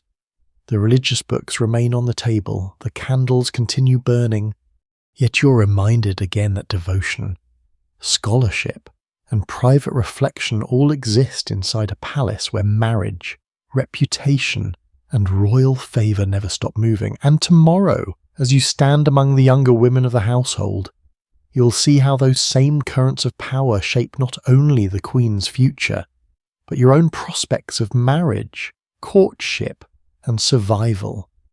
The younger women of Anne's household learn very quickly that courtship is never entirely private. A gentleman notices you, someone else notices him noticing you, before either of you has said anything worth remembering. 3 people may already have opinions about the matter. That is how court works. You stand near one of the chamber windows while conversation moves gently around you. Outside, the palace roofs sit beneath a pale sky. Inside, silk brushes against silk. A small fire snaps in the hearth, and somewhere behind you a woman laughs at a remark that was probably only half as clever as everyone is pretending. You turn slightly. A gentleman across the room gives you a polite glance. Nothing more. You return your attention to the embroidery in your hands. Excellent. A full romantic scandal has been avoided for at least another 30 seconds. Marriage for a lady. For a lady connected with the royal household is not simply a matter of affection. Family position, property, inheritance, alliances, reputation, and royal approval can all shape the possibilities before you. Your relatives may have placed you at court partly because service offers access to desirable matches. A daughter who serves a queen meets families that would otherwise remain distant. She may become known, she may attract attention, and if everything goes well, she may marry into a household that improves the standing of everyone connected with her. If everything goes badly, she may become the subject of a rumour that follows her home. The gap between those outcomes can be alarmingly small. You learn to speak with men in ways that are warm without appearing reckless. You may dance, you may exchange jokes, you may listen to poetry, you may accept conversation. But all of this occurs within a culture deeply concerned with female chastity and family honour. The expectations are uneven. Men possess far more room for sexual misbehaviour without suffering equivalent damage to their prospects. Women do not enjoy the same generosity. A young noblewoman's reputation can influence whether she marries well, whether her family continues to support her, and whether she remains welcome in respectable circles. Reputation is almost another garment. You put it on every morning, unlike velvet. However, it can be ruined without anyone physically touching it. The Tudor court provides plenty of opportunities for rumours to begin. Rooms are crowded, people travel, households overlap, servants carry messages. Men and women participate in dances and games together. Private space is limited, yet accusations of excessive intimacy remain possible. You therefore become highly conscious of witnesses. If a gentleman wishes to speak with you, you prefer that someone else be nearby, not standing between you like a guard, just present, visible, useful. A conversation beneath a gallery arch can seem innocent if two ladies are sewing within sight. The same conversation behind a closed door becomes something entirely different. Anne's own experience makes this atmosphere particularly complicated. Before becoming queen, she spent years at the centre of Henry's attention while refusing to become simply another royal mistress. That refusal helped reshape her relationship with him. It also generated resentment. Many people blamed Anne for the collapse of Henry's first marriage. Regardless of how complicated the political and dynastic pressures actually were, now that she is queen, the standards applied to her are merciless. She must appear faithful. She must appear dignified. She must maintain a household that reflects the same expectations. That means your behaviour can affect more than yourself. A queen's ladies contribute to her public image. If her household acquires a reputation for sexual looseness or uncontrolled flirtation, critics may use that against the mistress of the household as well. So Anne watches. Perhaps not every glance, but enough. She understands the stakes. One afternoon, a discussion turns toward marriage. A lady is being considered for a match, names are mentioned, land is discussed, family connections are weighed. The conversation sounds remarkably like people evaluating neighbouring estates rather than two human beings who might spend the rest of their lives together. You suppress a smile. Romance has not disappeared, of course. People fall in love, they become jealous, they write poems, they make foolish decisions. Some things require no historical translation. But among elite families, marriage is too economically important to be left entirely to emotion. Property may pass through marriage. Children create alliances. A well-connected husband can strengthen a family's access to patronage. A disastrous match may bring debt, conflict, or political embarrassment. Parents therefore interfere. Relatives negotiate, friends recommend, and monarchs sometimes intervene. For people of sufficient rank, royal consent can matter greatly. The king or queen may encourage a particular union, reward a servant with a good match, or object to a marriage that disrupts political expectations. There are even cases of courtiers marrying secretly and discovering that royal displeasure is much more frightening than an angry parent. You can imagine the conversation. You married without permission. How romantic. Enjoy losing your position. One example still resonates through court culture. Henry's own sister Mary Tudor had secretly married Charles Brandon, Duke of Suffolk, In 1515, without first obtaining the king's approval, Henry eventually forgave them, but not before imposing a heavy financial settlement. That story carries a clear lesson.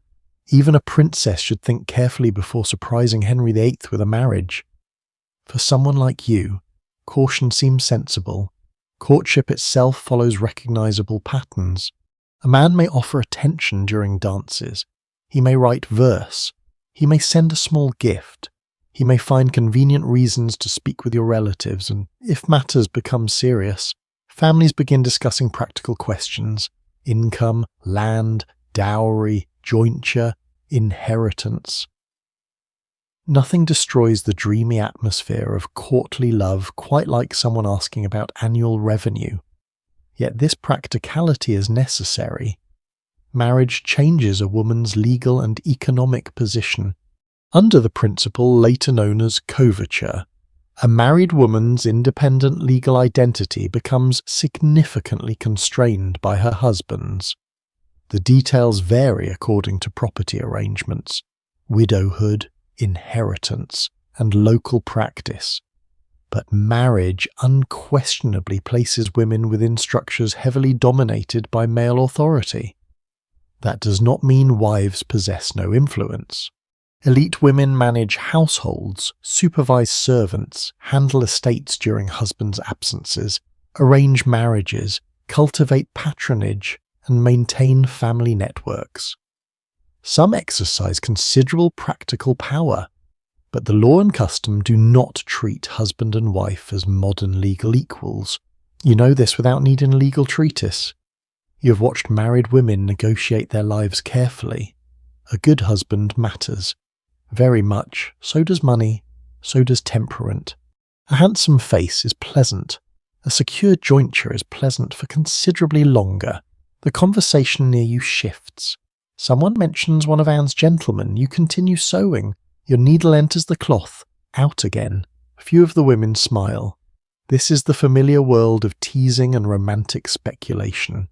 Anne's court has a lively culture of verse and courtly games, inherited partly from continental aristocratic traditions.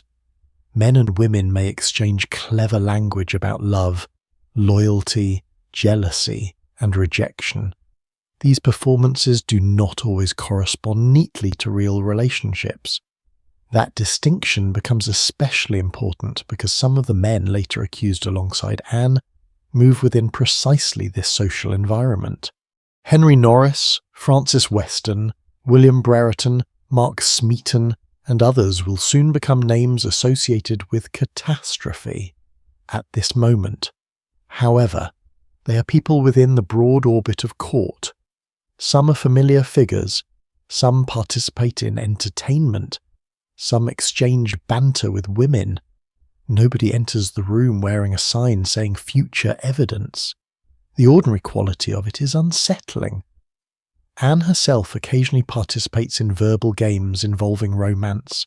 One later reported exchange with Henry Norris becomes particularly famous, according to testimony preserved after her arrest. Anne teased Norris about delaying his marriage and suggested, in effect, that he look toward her instead. The remark may have been reckless, courtly joking. It may have been remembered inaccurately. It may have acquired greater significance only because investigators were already searching for suspicious behaviour. The source comes through circumstances so politically charged that treating every word as a perfect transcript would be unwise. You would simply have heard a dangerous joke, and perhaps thought nothing of it at first. That is the problem with hindsight. Future generations know which conversations become evidence. You do not. To you, today's greatest concern might be avoiding an unwanted admirer. Perhaps a gentleman continues finding reasons to stand near you. He seems pleasant. Too pleasant? Possibly. One of the older women notices later, when you're briefly alone together, she says almost nothing. Just a name, then a look. That is enough, you understand. Be careful. Older women at court can be invaluable because they know how reputations are constructed. They have seen romances succeed. They have seen pregnancies concealed. They have seen marriages arranged quickly to prevent scandal. They have seen ambitious men flatter women for information. They know that affection and strategy can coexist quite comfortably. You begin looking differently at the gentleman. Is he interested in you, your family, your connections to Anne? Perhaps all three. Courtship near royalty is rarely chemically pure, and sometimes women themselves use these networks strategically. A lady may encourage a match that benefits her relatives. She may carry information between families.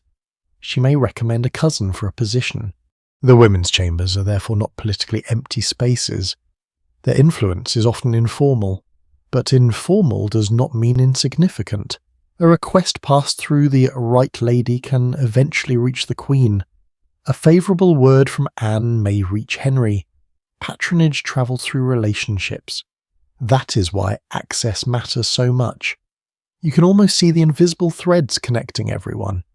Brother to sister, lady to queen, courtier to minister, father to prospective husband. Nothing happens in isolation. The atmosphere makes even dancing complicated. When music begins, you may participate according to rank and occasion. Dance is an essential accomplishment at court. It displays grace, physical control, and social polish. You must remember steps while navigating layers of clothing and pretending the entire experience requires no concentration. Meanwhile, your partner is close enough to speak quietly. Wonderful exercise combined with reputational risk. You move through the pattern, step, turn, recover. Your skirts follow a fraction later. The room smells of warm bodies, perfume, wax, and wool. Musicians maintain the rhythm. You notice Anne watching the dancers. Her expression is lighter than it has been recently.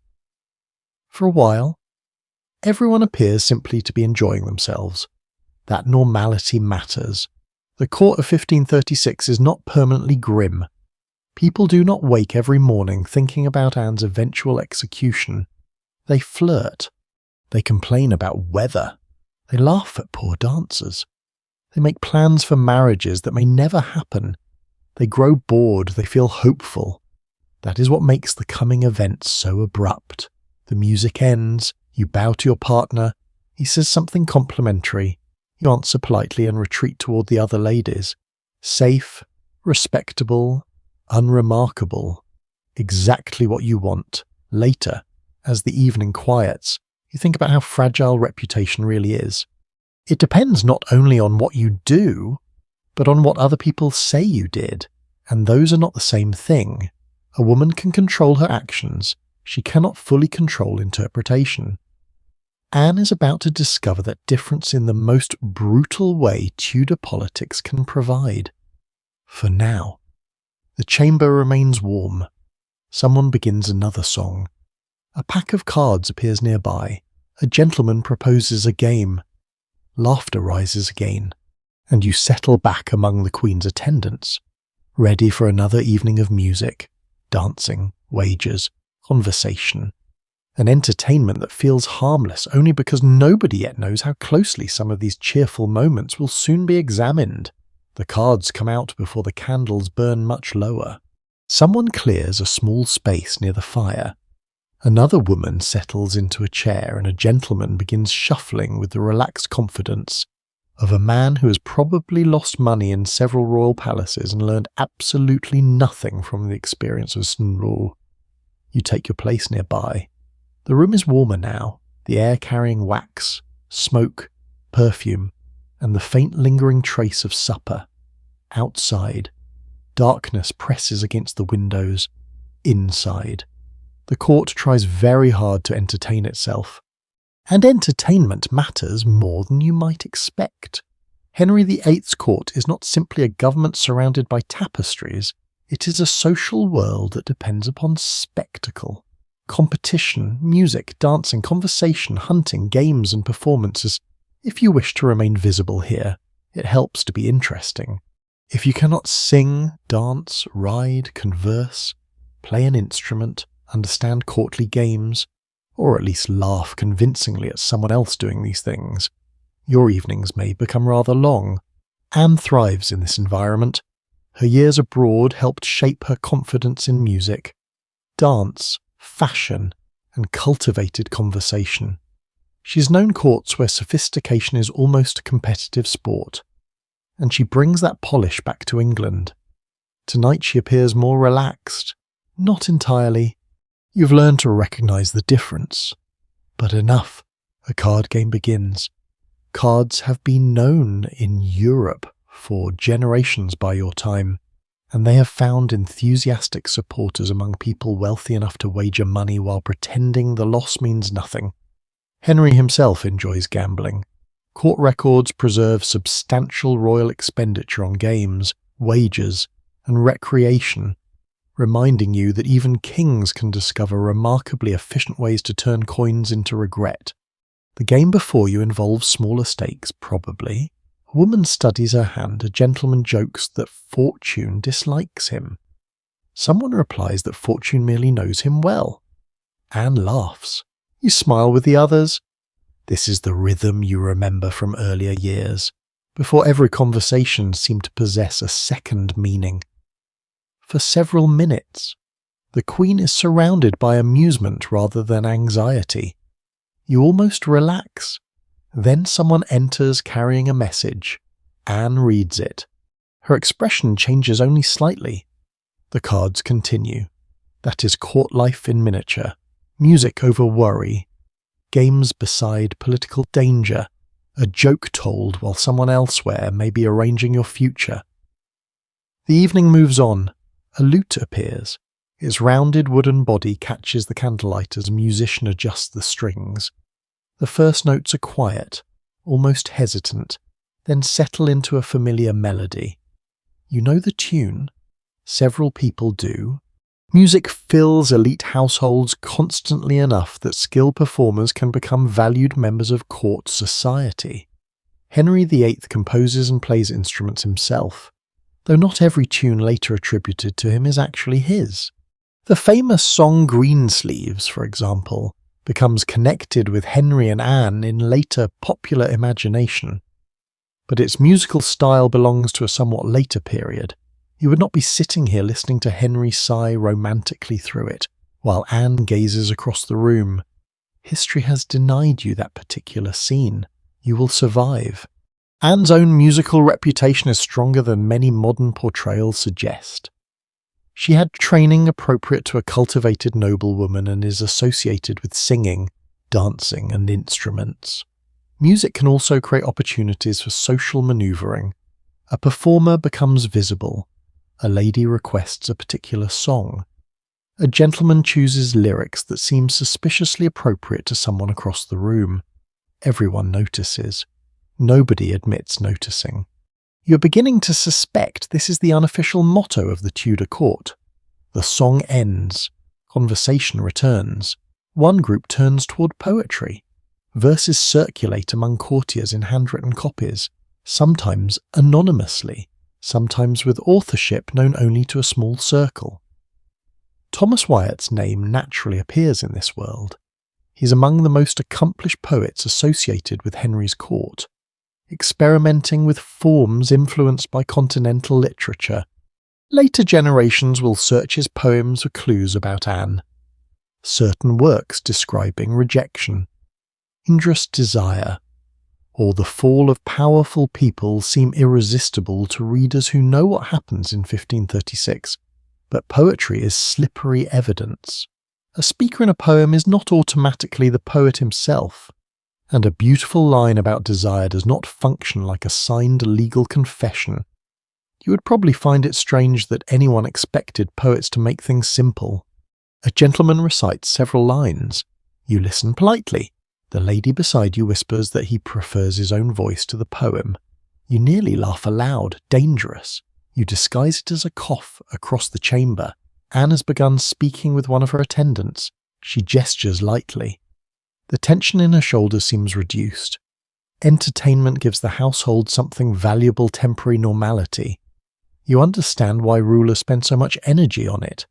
A magnificent court communicates wealth and confidence. Feasts, tournaments, dances, masks, hunting parties. And music do more than prevent boredom. They demonstrate power. A ruler who can maintain hundreds of servants, expensive costumes, musicians, horses, food, and elaborate festivities advertises the resources of monarchy. Spectacle becomes political language. Henry understands this instinctively. He loves performance. In younger years, he was celebrated for athletic ability, especially riding, hunting, wrestling, and tournament sports.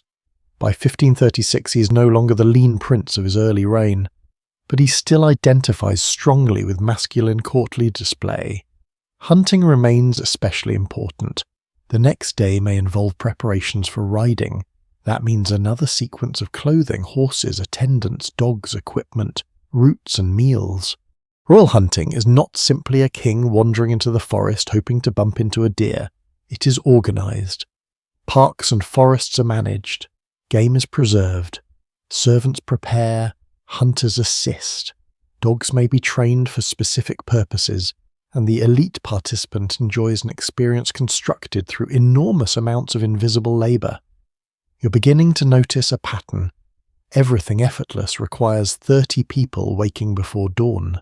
If Anne joins outdoor recreation, her ladies may accompany her according to circumstance. Riding itself is an essential aristocratic skill. Women ride for travel, hunting, ceremony, and leisure.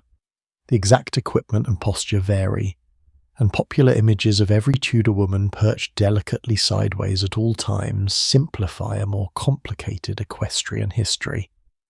You care less about future misconceptions than about staying on the horse. A poorly chosen path, wet ground, or spirited animal can turn elegance into chaos remarkably fast. The court enjoys such mishaps provided they happen to someone else. Tonight, however, you remain indoors. Another game begins. Perhaps dice this time. Small objects strike the table with a sharp clatter. Wagers follow. One courtier celebrates too loudly. Another complains that the dice are cursed. They are not. He is simply losing. You notice how easily gambling reveals personality. Some people laugh at defeat, some become sour, some double the stake, some insist on one final attempt until everybody else quietly understands why their estates are mortgaged. Court recreation is not always gentle. Competition matters. Masculine honour matters. Skill matters. A failed performance can produce embarrassment. A successful one can attract royal attention. Women face a different but equally demanding performance. You must dance gracefully. Speak cleverly without seeming aggressive. Dress well without outshining the wrong person. Accept attention without inviting scandal. Demonstrate accomplishment without appearing vain. It is exhausting when you list it. Fortunately, you do not, you simply live it. Soon the furniture is shifted again for dancing. Musicians prepare. The room opens into a moving pattern of fabric and controlled steps. You join when expected. Your body already knows much of what to do. Turn, step, pause, advance, retreat. The floor is hard beneath your shoes. Your clothing responds slightly after each movement. Heavy enough that turning requires more awareness than any portrait will ever admit. A gentleman approaches. You perform the proper courtesy. He says something lightly flattering. You give him the exact smile required. Warm enough to be polite, cool enough to survive historical investigation. Excellent work. Anne watches from nearby. She seems animated again. For a moment, you can understand why Henry once found her magnetic. She possesses energy when interested.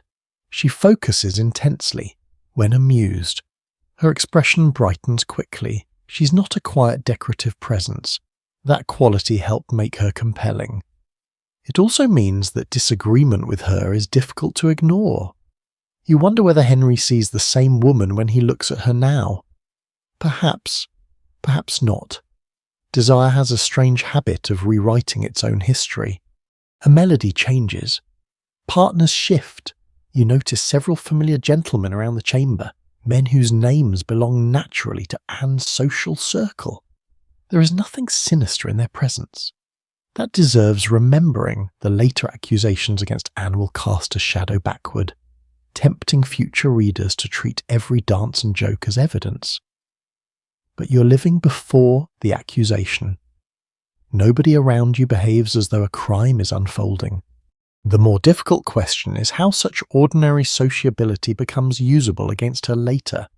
Was familiar banter deliberately distorted? Were investigators collecting anything that could be shaped into a case? Did some witnesses repeat remarks under pressure, misunderstanding, self-protection, or simple fear? The records do not allow every motive to be recovered. What you can feel is how vulnerable ordinary behaviour becomes once power decides to reinterpret it. The dance ends. You return to the side of the chamber, breathing slightly faster. Someone offers you a drink. You accept. The liquid tastes weakly, familiar and comforting. Around you, conversation rises again. A joke about tomorrow's hunting arrangements. A complaint about a horse. A woman describing a new sleeve she hopes to have made. Anne listening. Someone laughing. Someone watching. Always someone watching. Then, for just an instant, you catch movement near the doorway. A messenger speaks to a gentleman in a low voice. The gentleman's face tightens. He leaves. No one stops the music. No one announces bad news. Yet you feel the atmosphere shift again by a fraction. Anne does not look toward the door. Perhaps she did not notice. Perhaps she noticed before you. The musicians begin another piece. The candles burn lower. Cards remain scattered across one table, forgotten now. Tomorrow there may be hunting, more music, more games, more laughter. The machinery of pleasure will continue because the court requires it. But beneath that pleasant surface, the balance is changing. Henry's attention is moving elsewhere. Alliances are adjusting, and soon, even the most cheerful evening will no longer be able to disguise who is rising and who is beginning to fall. The next change is easier to see because nobody can entirely hide where the king chooses to look. Jane Seymour is still only one woman among many at court, yet her presence begins to acquire weight. She does not need to speak loudly. She does not need to challenge Anne openly. The simple fact that Henry notices her is enough to alter the atmosphere around everyone else. You feel it in corridors before you understand it in words. People make space for her. People remember where she stood. People notice when Henry speaks to her. And people who once treated her as merely another lady now become remarkably attentive to her family connections. Favour has a smell at court. It smells like fresh opportunity. You've already watched men drift toward whoever seems closest to royal attention.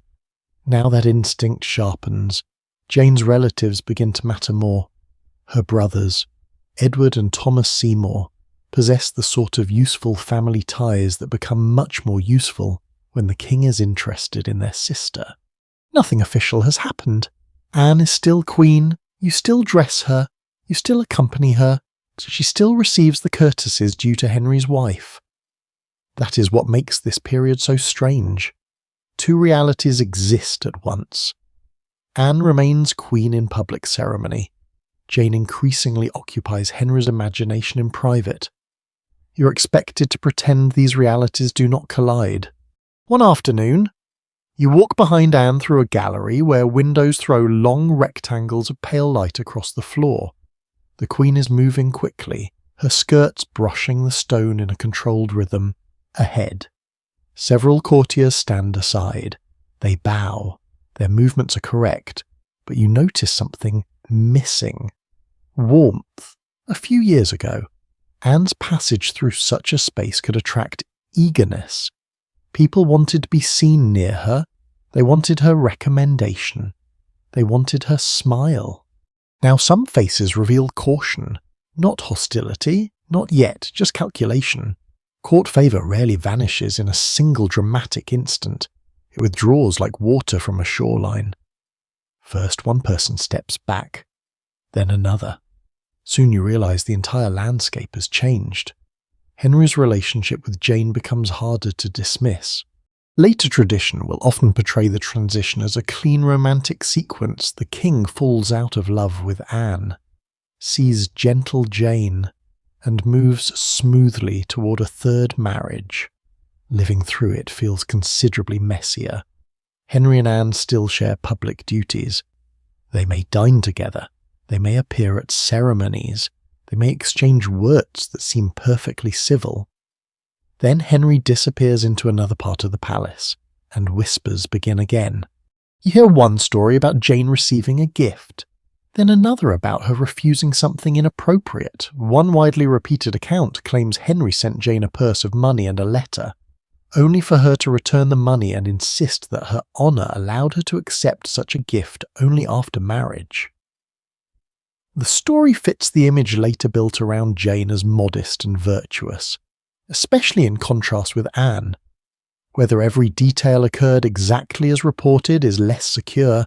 Such anecdotes often reach us through observers who have their own political interests and taste for dramatic contrast. You, however, would recognise why the story spreads. It is perfect court gossip. The king offers something, Jane refuses. Her virtue increases, Anne's danger increases. Everyone gets something to whisper about. You hear versions of it in fragments, never the whole thing. That is how rumours work. One lady says Jane has behaved wisely, another says nothing. A gentleman smiles. Anne's name is not mentioned. It does not need to be. You become increasingly cautious about your own expression. A raised eyebrow can be interpreted as support. A smile can become agreement. You begin to understand why older courtiers develop faces like carved saints. It is safer. Henry, meanwhile, has other pressures surrounding him. His health is becoming more complicated. His weight has increased from the athletic prince of earlier decades, and a serious leg injury suffered in a tournament in January 1536 causes considerable concern. The accident reportedly left him unconscious for a time and aggravated the chronic problems in his legs that would trouble him increasingly in later years. You do not witness the accident itself, but everyone hears about it. A king falling from a horse is not merely a sporting mishap, it is a national anxiety. Succession immediately becomes terrifying. If Henry dies without a legitimate adult son, what happens next? Elizabeth is young. Mary, Henry's daughter by Catherine of Aragon, remains politically important despite being declared illegitimate after the annulment of her parents' marriage. Noble factions could form. Foreign powers could intervene. Every unfinished question in the dynasty could suddenly become urgent. You therefore begin seeing the obsession with a male heir differently. It remains personal for Henry, but it is also political fear that does not make Anne's situation easier. If anything, it makes her failure to produce a surviving son more dangerous. Her recent pregnancy loss now sits against the memory of the king's accident. Two reminders of mortality within weeks of each other. The court understands what that means. Henry needs certainty, or believes he does. Anne has provided none. Jane seems to represent another possibility. You cannot know whether Henry is already planning marriage. No one tells a lady-in-waiting such things. You simply watch the signs. Jane receives increased attention. Henry finds opportunities to be near her. Members of the Seymour family rise in visibility. The political weather changes. Anne notices. Of course she notices. One day, she's unusually sharp with one of her women. The woman has done nothing terrible, a minor error, a misplaced item, perhaps poor timing. Anne's reaction is stronger than the mistake deserves. You'll understand why. Pressure looks for somewhere to go. Later, she softens. She asks for the same attendant. The moment passes. You keep working. There's no safe way to tell a queen that everyone can see she's frightened. So nobody does. Anne's supporters still exist. Her family remains powerful. Her brother George Boleyn, Viscount Rochford, holds influence at court. Her uncle, the Duke of Norfolk, is one of the great nobles of the realm. Though family loyalty among Tudors is never as simple as sharing blood. Thomas Cranmer, Archbishop of Canterbury, has benefited from Anne's support and shares some of her reformist sympathies. You might think these connections guarantee protection. They do not. At Henry's court, every alliance depends ultimately on the king's will. Power flows downward from him. When he changes direction, others adapt rapidly. The Boleyns themselves had risen through royal favour. Now you are beginning to see what happens when that favour becomes conditional. The irony is difficult to miss. Anne once benefited from courtiers abandoning Catherine of Aragon's fading cause. Now others are performing the same calculation around Anne. History does not always repeat. Court behaviour certainly does. A small incident involving clothing spreads through the household. Anne has seen Jane wearing something connected with royal favour, or perhaps receiving some sign of Henry's attention. Later accounts differ in detail, but stories circulate of Anne reacting angrily when confronted with evidence of Jane's growing position. One version even describes Anne striking or confronting Jane. You never hear a version you trust completely. What matters more is that people believe conflict between them is plausible. That belief itself tells you how visible the rivalry has become. Jane is no longer background. She is the woman people compare with the Queen, and comparison is dangerous because Jane represents everything Anne's enemies might prefer to emphasize. Jane is quieter. Jane belongs to a family with respectable court service. Jane has not been the central figure in England's break with Rome. Jane has not acquired the same enemies. Most importantly, Jane has not yet failed to give Henry a son. Possibility is always more attractive than disappointment. You think of this while helping Anne prepare one evening. Her jewels are spread out. Her clothing is magnificent. Nothing about her outward appearance suggests weakness. She still looks every inch a queen, but you've learned that clothing can only control what people see. It cannot control what they believe. You adjust a sleeve. Anne asks a question. Who is with the king? The room becomes very still. Only for a moment. Then someone answers carefully. A few names. Jane's is among them. Anne says nothing. You lower your eyes. There it is again. That invisible weather. Later, in another room, you hear laughter. Henry's voice is unmistakable. Then a woman's voice. Not Anne's. You cannot see through the doorway. You do not need to. The old rules of survival return immediately. Do not stare, do not repeat, do not choose a side too early. But choosing no side becomes harder as others begin doing exactly that. Courtiers who once depended on Anne start strengthening connections elsewhere. Families look toward Jane. Ambassadors report changes to their masters abroad. Imperial observers, particularly those sympathetic to Catherine of Aragon and Princess Mary, watch Anne's weakening position with open interest. Eustace Chapuys, the imperial ambassador, has never been Anne's admirer. His dispatches provide some of the richest contemporary descriptions of these months. But his hostility toward her means that every vivid detail must be read with care. You would probably find that perfectly understandable.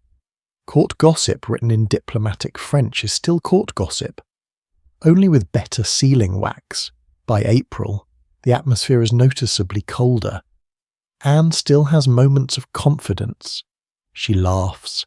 She attends events. She performs her duties. But the gaps between those moments seem wider. Henry's attention toward Jane no longer feels temporary. Something is moving beneath the surface. You cannot yet see Cromwell's full role. You cannot see legal preparations. You cannot know that conversations from months earlier may soon be dragged into formal questioning.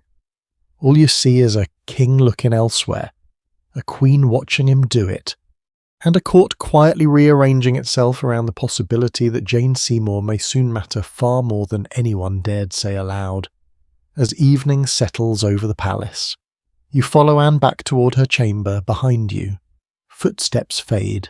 Ahead, candles burn beside familiar doors. Everything looks exactly where it belongs. That is the unsettling part, because within days, rumours will stop behaving like rumours. They will become questions. Questions will become accusations. And names you have heard casually beside card tables and dance floors will begin appearing in an investigation that no amount of silk, ceremony, or careful silence can keep outside the Queen's door. The first arrest does not reach you as a formal announcement. It arrives as a disturbance in the ordinary pattern of the day. Someone expected at court is suddenly absent. A servant carries a message more quickly than usual. A gentleman who normally jokes through breakfast says almost nothing. And then, piece by piece, the explanation begins to form. Mark Smeaton has been questioned. The name is familiar. He is a musician attached to the royal household. A man whose skill has placed him within the social world you have already seen around Anne. Music allows people to move through spaces that might otherwise remain closed to them. A talented performer may stand near noblemen, ladies, even royalty, while still occupying a social position far below theirs. That difference in rank matters now. Smeaton is not a great nobleman with relatives powerful enough to make government officers hesitate. He is vulnerable, and he has been taken for questioning. You hear almost nothing reliable about what happens behind those doors. That does not prevent everybody from producing a theory. Perhaps he said something careless. Perhaps another person named him. Perhaps officials already suspected him. Perhaps someone is simply trying to frighten him. The versions multiply before supper. What becomes clear only later is that Smeaton confessed to a sexual relationship with Anne. The confession will become central to the case against her, but how freely it was given is another question entirely. Stories soon circulate that harsh pressure may have been used. Later chroniclers add more dramatic details, including claims of physical torture, though surviving evidence does not allow the precise methods of his interrogation to be reconstructed with confidence. You would not need certainty to feel afraid. The confession exists. That is enough. A musician has said he slept with the Queen of England. Even repeating the sentence quietly feels dangerous. You begin wondering which conversations he remembers, which rooms, which evenings, who else was present. And then you stop yourself, curiosity is becoming unsafe. The palace you knew as a place of constant observation now becomes something worse, a place of retrospective observation. People are no longer merely watching what happens today, they're reconstructing yesterday. Where was Anne on a certain date? Who spoke with her? Who entered her chamber? Who attended an entertainment? Who remained behind after others left? Memory becomes evidence, and memory is a terrible thing to depend upon when fear is sitting beside you. Thomas Cromwell's hand is increasingly visible. He is experienced in gathering information, organising legal processes, and turning fragments into administrative action. By late April, whatever tensions existed between him and Anne have become secondary to something much larger. The king appears willing to investigate his wife. That changes everything. Cromwell does not need to invent the machinery of government. He already controls access to it. Secretaries write. Officials question. Reports travel. Names begin to accumulate. You see none of the paperwork. You feel its effects everywhere. The Queen's household becomes quieter. A woman who normally chatters while sewing now concentrates fiercely on her needle. Another asks you whether you remember an evening months earlier. You say you do not. You actually do. Not clearly. Perhaps that is the safest answer. The danger lies in details. If you remember too much, someone may ask why. If you remember too little, someone may wonder whether you're hiding something. There is no ideal amount of memory, only survival. Anne has noticed the change too. She asks questions more directly now. Why has someone not appeared? Where is another courtier? Has the king sent word? Responses arrive slowly, or vaguely. You can see anger rising beneath her composure. She hates uncertainty. Most people do. Anne simply has fewer opportunities to hide it. Then another name disappears from ordinary court life. Henry Norris. This one strikes harder. Norris is not a minor musician. He's a prominent gentleman of the king's privy chamber. trusted enough to enjoy close access to Henry himself. You've seen him often. His presence around Anne's social circle has never seemed extraordinary. Now it looks very different. You remember the teasing exchange involving his delayed marriage? Anne reportedly challenged him over why he had not yet married and made the dangerous suggestion that perhaps he waited for her. At the time, if you heard anything of it, it sounded like sharp, courtly banter. Now people repeat it differently, slower, more seriously. Words have changed without changing at all. Henry personally questions Norris. This is known within the court soon enough. The king reportedly offers him some hope of mercy if he admits guilt. Norris refuses. That refusal does not save him. He is sent to the Tower. The knowledge lands heavily. If a man as close to Henry as Norris can be arrested, nobody around Anne should assume rank will protect them. The list grows. Francis Weston, William Brereton, and then George Boleyn, Anne's own brother. That is the moment when the atmosphere breaks. You can no longer pretend this is a narrow inquiry involving a single musician or one unfortunate joke. George is Viscount Rochford, a diplomat, courtier, and member of the Boleyn family at the centre of Anne's rise. He's also accused of sexual relations with his sister incest. The word is so shocking that even whispered versions seem to contaminate the air. You've watched Anne and George speak as siblings do. You've seen family familiarity, shared jokes, confidence. Nothing in those ordinary interactions prepares you for the accusation now forming around them, even among people who dislike Anne. The charge is extraordinary. The case being assembled relies on alleged encounters at specific places and dates. But later comparison with surviving records creates serious problems.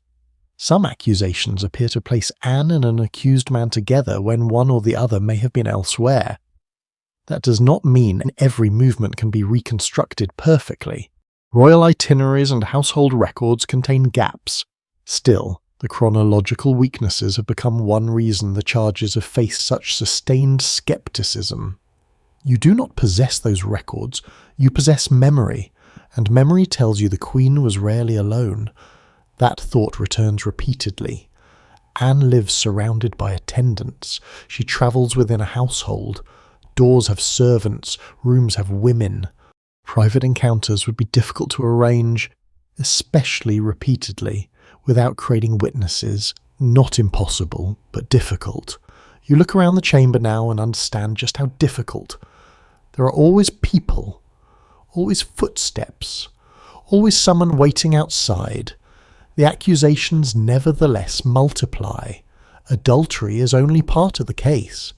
There are claims that Anne and her alleged lovers discussed the king's death. That raises the matter from sexual scandal to treason. Under the legal logic of Henry's reign, imagining or compassing the king's death can become a capital offence. The Queen's sexuality is therefore connected directly to political danger. If she commits adultery, uncertainty surrounds the legitimacy of future children.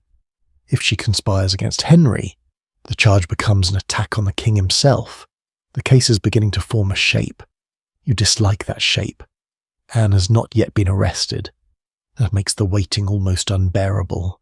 She continues to occupy royal rooms while men associated with her are taken away one after another. Imagine serving dinner under those circumstances. Imagine fastening a sleeve. Imagine kneeling at prayers. Everyone knows something is happening. Nobody knows precisely how far it will go. Anne tries to maintain routine. At moments, she appears almost defiantly normal. At others, anxiety escapes. She asks whether Henry will see her. She sends messages. She receives incomplete answers.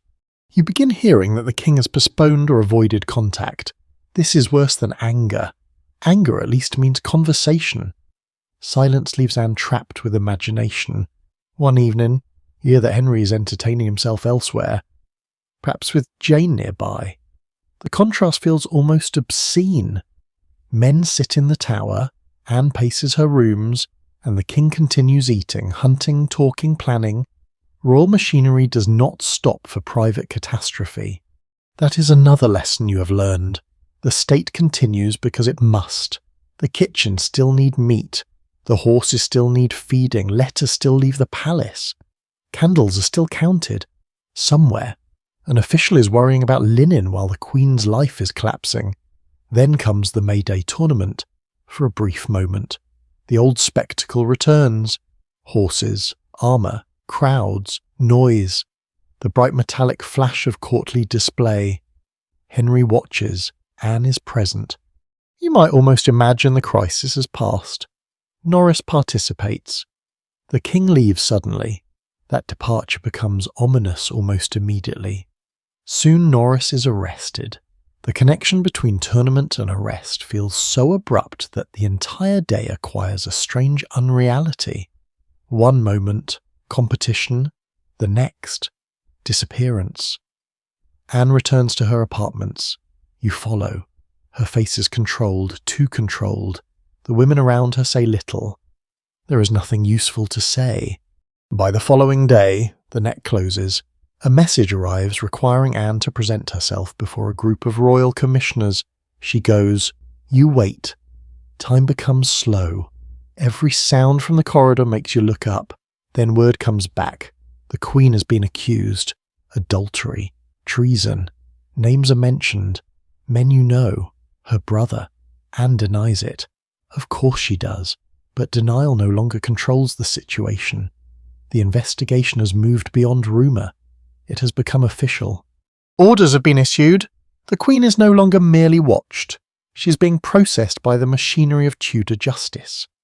And before the day ends, you'll watch Anne Boleyn leave the ordinary life of her household behind and begin the journey toward the Tower of London. The order changes everything. Anne is no longer simply a queen being questioned. She's a prisoner.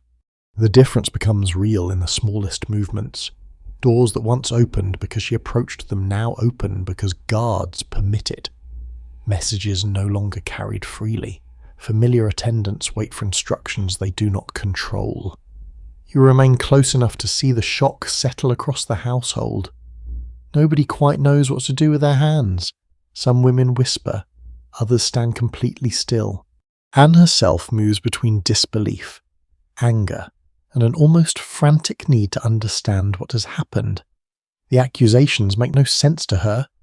At least that is what she insists. She demands to know who has spoken against her. She asks what evidence exists. She repeats that she's been faithful to Henry. No answer satisfies her. On 2nd May 1536, Anne is taken into custody and transported toward the Tower of London. You know the Tower. Everyone does. It rises beside the Thames as fortress, royal residence, treasury, armoury, prison, and symbol of authority. Kings have stayed there before coronations. Nobles have been confined there. Prisoners have entered and not returned. The Tower is therefore not automatically a place of execution. But nobody in Anne's household finds that distinction comforting. The journey is made by water. You descend toward the river, where a boat waits. The Thames smells of mud, smoke, fish, refuse, and wet timber. Boats move constantly along its surface because the river is one of London's main highways. The city presses close to its banks. Church towers rise beyond rooftops. Barges pass. Watermen call to one another. Ordinary London continues while a queen is being carried toward imprisonment. You sit or stand where instructed. Anne is accompanied by officials. Her movements are controlled. She looks across the river. What does she think? Perhaps she remembers arriving here before her coronation only 3 years earlier. That contrast would be impossible to ignore. In 1533, she came to the Tower as queen in preparation for magnificent coronation ceremonies. Now she returns under guard. The same stone walls, a completely different world. The boat moves eastward. Water knocks softly against the hull. Nobody speaks for a while. You hear gulls. Oars enter the river with a steady splash. The rhythm is almost soothing, which feels deeply inappropriate. Londoners on the banks may not immediately know who is passing. Others may recognise the royal party. Rumours spread quickly through the city. By evening, taverns and marketplaces will have their own versions of events. Perhaps Anne has poisoned someone. Perhaps she's taken many lovers. Perhaps the king has discovered a conspiracy. Perhaps she's innocent. Certainty is not required for gossip, only novelty. When the tower grows larger ahead, Anne becomes visibly unsettled. Later testimony preserves words attributed to her during this arrival, including an anxious question about whether she is being taken into a dungeon. The officials reassure her that she will occupy the same royal apartments used around the time of her coronation. That detail is cruel almost beyond invention. Rooms once prepared for triumph now receive her as a prisoner. There is also a famous image of Anne arriving through the so-called Traitor's Gate, but the evidence for precisely which entrance she used is less tidy than later storytelling suggests. Some reconstructions place her arrival at another landing associated with the royal apartments. You would care very little what future guidebooks call the gate. You care that the boat stops, hands steady it, people rise. Anne steps ashore. Stone surrounds you. The air is cooler here. Footsteps echo differently within the walls. Officials lead the Queen inward. Then something surprising happens. Anne sees Sir William Kingston, the Constable of the Tower, and her composure cracks. She asks whether she's to die. Kingston does not tell her that she will. His response apparently suggests that even humble prisoners receive justice. Anne laughs. It is not really amusement. It is the strange laughter that sometimes comes when fear becomes too large for ordinary expression. You recognize it. Several women do. Nobody joins her. She's escorted into apartments prepared for her confinement. They're not filthy underground cells. That is important. A prisoner of Anne's rank is housed according to status. Her rooms may contain furnishings, bedding, tapestries, and servants. There is comfort. There is also no freedom. You discover that luxury can become claustrophobic remarkably quickly when a guard stands beyond the door. The women assigned to attend Anne now present another shock. Not all are companions she would have chosen. Certain ladies are placed around her partly because officials expect them to observe what she says. Among them are women with complicated or strained relationships to the Boleyn family. Anne immediately understands. This is not simply service. It is surveillance. Every sentence may leave the room. You become aware of your own speech in a completely new way. Before, gossip could damage a reputation. Now conversation may become evidence. Anne speaks anyway. In fact, she speaks constantly. Fear loosens words. She remembers conversations with Norris. She mentions Weston. She discusses Smeaton. She tries to explain innocent exchanges that now seem terrifyingly significant. At one moment, she appears confident that Henry is merely testing her. At another, she fears execution. Then she laughs again. Then prays, then becomes angry. The emotional movement is exhausting to witness. One of the more revealing features of the surviving record is that Kingston reports portions of Anne's conversation to Cromwell. Those reports provide unusually immediate glimpses of her confinement, but they come through a listener writing for the very government prosecuting her. You would understand instinctively why every phrase requires caution. Words spoken by a frightened prisoner at midnight are not polished testimony. They are fragments of panic, yet fragments are exactly what investigators want. Anne tells a story about Francis Weston. She recalls asking him why he'd not married a certain woman, and he supposedly answered that he loved someone else. When Anne pressed him, he indicated the Queen herself. Anne describes having rebuked him. To you, sounds like another example of the dangerous flirtation common at court. Now it is recorded. Everything has changed because context has changed. You sit nearby as evening approaches. The tower bells mark time outside. Ravens call somewhere across the complex, though the elaborate modern legends connecting tower ravens to the survival of the kingdom belong largely to much later tradition. To you, they are simply large black birds with unpleasant confidence. One lands on stone outside, looks around, flaps away. The Queen continues speaking. She asks about George. No one tells her much. She asks about Norris. Again. Little. Information is controlled carefully. Isolation creates its own form of pressure. Without reliable news, Anne fills the gaps herself. Perhaps Henry will forgive her. Perhaps her enemies have deceived him. Perhaps the charges will collapse when examined. Perhaps Cranmer will help. Perhaps her father will intervene. Perhaps the king still loves her. Each possibility survives for a few minutes. Then another fear replaces it. You realise how dependent even a queen can become on information. Yesterday she stood near the centre of a court where messages arrived constantly. Today she cannot discover whether her own brother is safe. Night falls, candles are lit. The familiar domestic rituals continue in a grotesquely altered form. Anne must still change clothes. She must still eat. She must still pray. Bedding must be prepared. Water must be carried. A royal prisoner still has a body that becomes tired. You help where allowed. Your hands remember the old routines automatically. Fold, lift, fasten, place. But nothing feels ordinary when Anne kneels for prayer. The room becomes very quiet. Her voice lowers.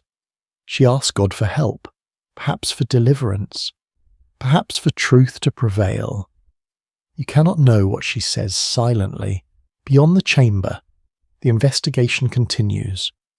Officials search through recollections, dates, movements, statements, and accusations. More questions are being asked. More testimony gathered. Anne does not know which details have already hardened into charges. Neither do you.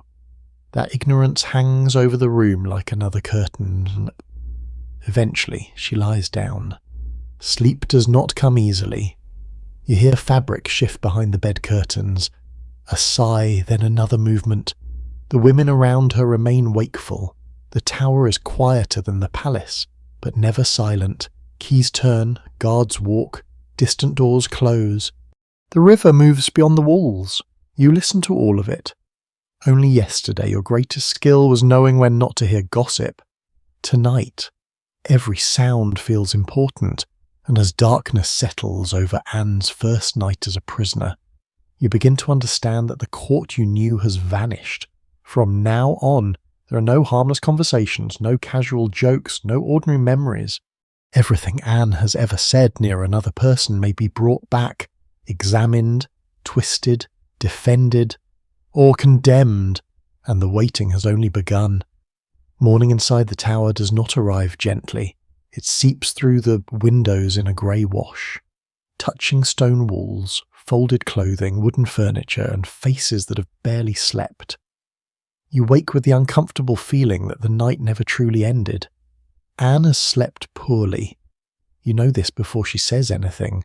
Her eyes are tired, her movements restless, and the silence around her feels fragile, as though one badly chosen question might break it. Outside the chamber, guards change their watch, keys move, boots scrape across stone somewhere farther away. A door closes with a heavy final sound. The ordinary noises of the tower have become part of your new clock. There is no easy return to palace routine, no music drifting from another apartment, no procession of courtiers waiting for favour, no cheerful argument over ribbons or sleeves. Here, time is measured in messages, rumours, prayers, and the arrival of officials. Anne asked for news almost immediately. George, Norris, Weston, Brereton, Smeaton. The names have become a kind of fearful litany. She wants to know where they are, what they have said, whether they remain alive, whether anyone has confessed, whether Henry has sent word. Most answers are incomplete. Some are deliberately vague. You see frustration move across her face. Being imprisoned is one thing. Being imprisoned while knowing that other people are being questioned about you is another. Every silence invites imagination. Anne begins talking again. She returns to old conversations, not because she enjoys remembering them, but because she's trying to discover how ordinary moments could possibly have become accusations. She recalls a joke, a compliment, a conversation near the window, a courtier teasing her. Another man speaking too boldly. Each memory is turned over like an object in her hands. Was that what they meant? Could someone have misunderstood this? Who heard it? Did anyone repeat it? You listen while doing small tasks because the body still demands routine. A basin is prepared, linen is arranged, clothing is brought. Breakfast arrives. The queen eats little. The food may be respectable by prison standards, but appetite has become irrelevant. Bread sits untouched. A cup cools. You find yourself staring at these ordinary things. It seems absurd that bread can remain bread while an entire royal household collapses. Anne notices your expression. For a moment, she smiles. Not happily, more as if she recognizes the strangeness too. Then she says something dry about Tower hospitality. The women around her respond carefully. Humour has not left her. That is one of the unexpected features of these days. She moves between fear and wit with astonishing speed. At one moment, she appears close to tears. At another, she makes a sharp observation about one of the women assigned to watch her. Later, she laughs at her own predicament in a way that makes the room more uncomfortable than crying would. Fear can look very strange from the outside. You begin to realise that Anne is also performing for the people around her. She knows her words may be reported. She knows gestures may be interpreted. But exhaustion defeats caution. A prisoner cannot maintain perfect control every hour of every day. The reports made by Sir William Kingston preserve this uneven emotional rhythm. Anne appears nervous, talkative, prayerful, occasionally joking, and repeatedly anxious about what will happen next. Those observations are valuable because they were recorded close to the events, yet they still pass through Kingston's perspective and Cromwell's political machinery. No one in the room thinks in those terms. You simply notice that Anne talks because silence is worse. The strange women placed around her do not make things easier. Some are not trusted companions. Anne has little affection for certain members of this improvised household, and she understands that their task includes listening. At least one may relay her words beyond the chamber, so conversation becomes almost theatrical. Anne says something. A woman reacts. You wonder whether that reaction is genuine or calculated. Later, that same sentence may appear in a report. You begin measuring your own speech. Short answers feel safest. Yes, Your Grace. No, Your Grace. I do not know. Your Grace? Not exactly the vocabulary of a sparkling court career, but remarkably effective under investigation. Anne's attention repeatedly turns towards religion. Prayer becomes more frequent. She asks for spiritual comfort. She speaks of her conscience. The certainty she expresses about her innocence seems strongest when framed before God. Whether she expects earthly justice is another matter. You hear her wonder aloud what sort of trial she will receive. She knows enough about Henry's government to understand that once the king commits himself to a course, resistance becomes dangerous. Still, she hopes. Hope is stubborn. Perhaps the accusations will prove absurd. Perhaps the dates will fail. Perhaps witnesses will refuse to support them. Perhaps Henry will remember what she once meant to him. The thought of Henry returns again and again, not only as king, as husband. That makes the situation more painful. If this were merely an attack by political enemies, she could imagine Henry rescuing her. But every guard outside the door exists because Henry permits it. Every question asked of the accused men carries royal authority. That reality is slowly becoming impossible to avoid. You hear more news as the days pass. The accused men remain imprisoned. Smeaton's confession is known. The others deny wrongdoing. Anne asks particularly about George. The accusation against her brother seems to wound her differently. Adultery is one horror. Incest is another. To accuse a brother and sister from a royal household of such a relationship is not merely scandalous, it is socially poisonous. The charge carries biblical and moral associations that make it especially useful if the goal is to destroy reputation completely. Anne knows that, so do you. The silence after George's name is usually the longest, at night. Anne sometimes appears calmer. The tower settles. River sounds drift faintly beyond the walls. Candles shorten. The women speak less. Those hours can almost feel peaceful until a guard moves outside and reminds you where you are. One evening, Anne asks whether anyone remembers a particular court entertainment. You do. A dance. Music. Men laughing. Nothing important. At least nothing you thought important. She reconstructs where everyone stood, who entered, who left. You realise she's trying to build her own defence from memory. It is heartbreaking because memory offers no certainty. Dates blur, palaces blur. The royal household moves frequently. Greenwich, Whitehall, Richmond, Hampton Court. Other residences. A conversation remembered clearly may be attached to the wrong week. An accusation constructed around precise dates therefore appears powerful, even if its precision is false. Several of the later charges against Anne will indeed create chronological puzzles. Some alleged encounters sit awkwardly beside surviving evidence of royal movements. That problem does not automatically prove how every allegation originated, but it contributes to the broader impression that the prosecution was assembled with a predetermined destination. You cannot compare calendars. You can only listen to Anne say, "I was not there," then doubt herself, then become certain again. The uncertainty is exhausting. There are other oddities. Anne wonders what title she should now use. Is she still queen legally? The answer is becoming complicated. Officials also examining the validity of her marriage to Henry, if the marriage is annulled. She may cease to be queen even before the treason case reaches its conclusion. The irony is almost unbearable.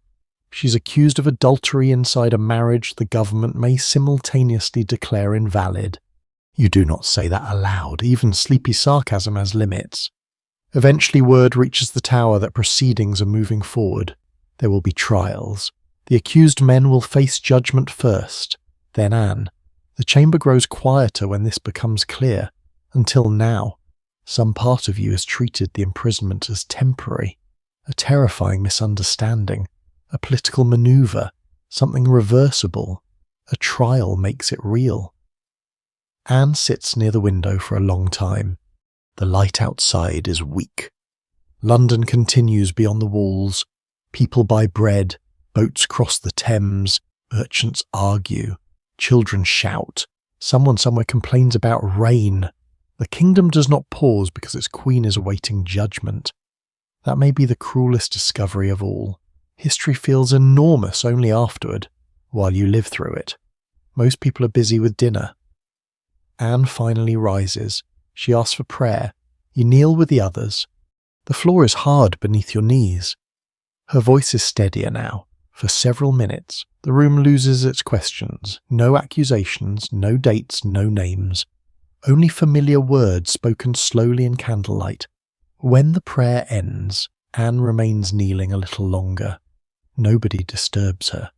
You look toward the darkening window and listen to the faint movement of the river beyond the tower walls.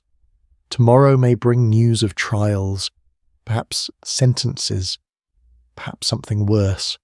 Tonight, all you can do is prepare the Queen's bed, fold her clothes, lower your voice, and remain close, while she waits for a judgment that already seems to be moving toward her through the corridors.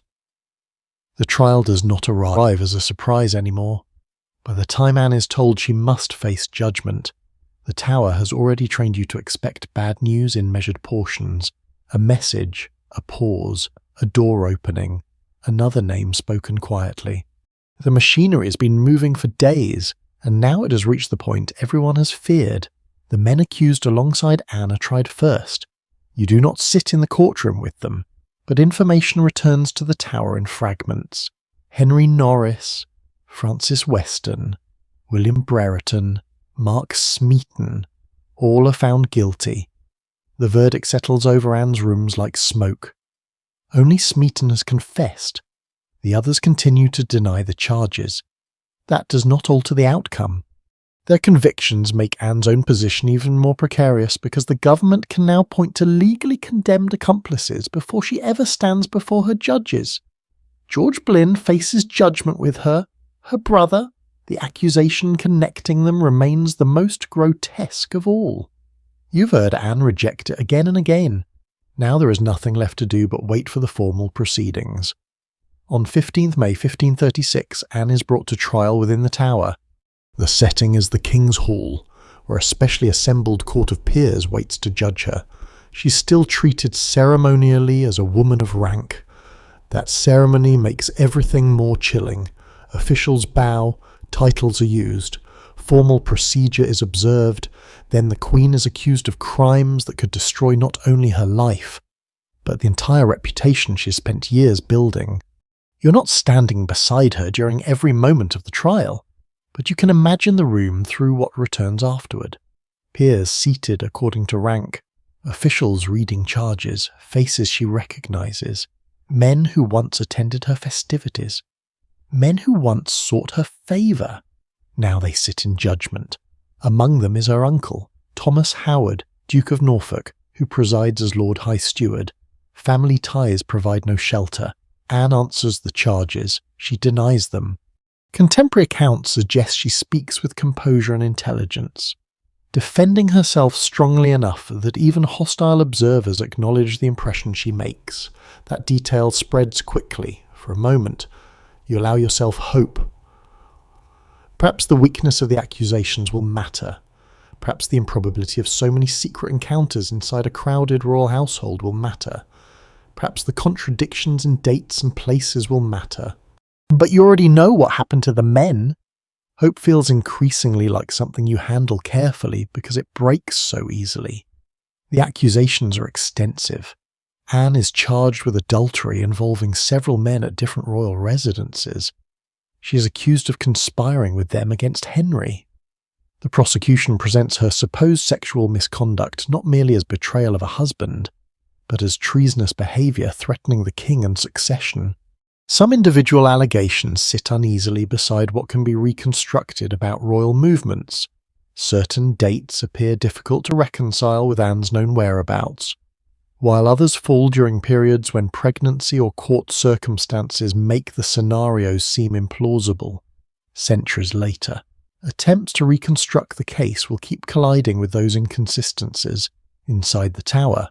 However, no one is conducting an academic exercise. A verdict is required, and the verdict is guilty. When the words return to you, you feel your stomach drop even though you expected them. Anne has been condemned, so has George. The Queen's sentence follows the terrifying language of Tudor treason law, though Henry will ultimately determine the exact method of execution. Anne receives the news with greater control than you expect. Perhaps she's exhausted panic. Perhaps the trial has removed the last uncertainty. Waiting can be worse than knowing. She now understands that her life depends entirely upon Henry's will. The same man who once wrote passionately to her, the same man who altered England's religious landscape partly in pursuit of their marriage, the same man who crowned her queen. Now he possesses the power to decide how she dies. You begin helping with the practical consequences. That is what attendants do even when the world becomes unbearable. Clothes must still be selected. Objects must be sorted. Personal possessions need attention. Messages may need carrying. Anne's rooms contain reminders of the life she is losing. Fabric, books, small devotional objects, jewellery, though much royal property is already beyond her independent control. Items that once seemed permanent now appear strangely temporary. You fold a garment and wonder who will wear it next. Royal wardrobes do not vanish with their owners.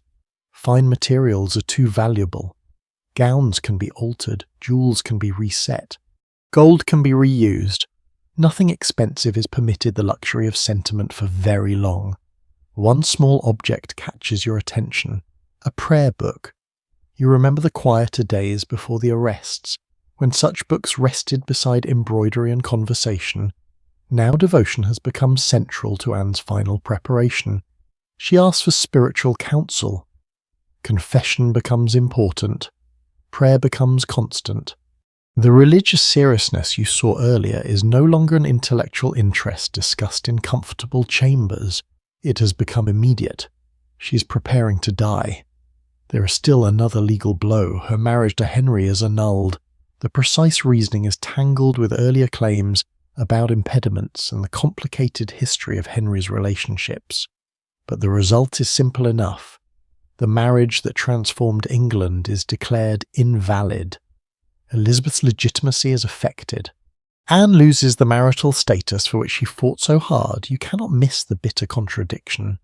The government condemns her for betraying a marriage while simultaneously declaring that marriage legally defective. Tudor law is apparently capable of being flexible when sufficiently motivated. You keep that observation inside your own head. Anne receives the annulment with little room to resist. What matters now is Elizabeth. Her daughter is not with her.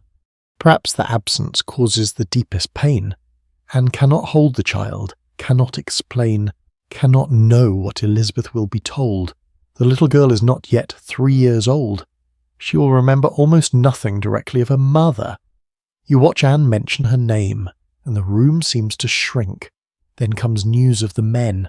George and the others are executed on 17 May. The knowledge reaches Anne in confinement.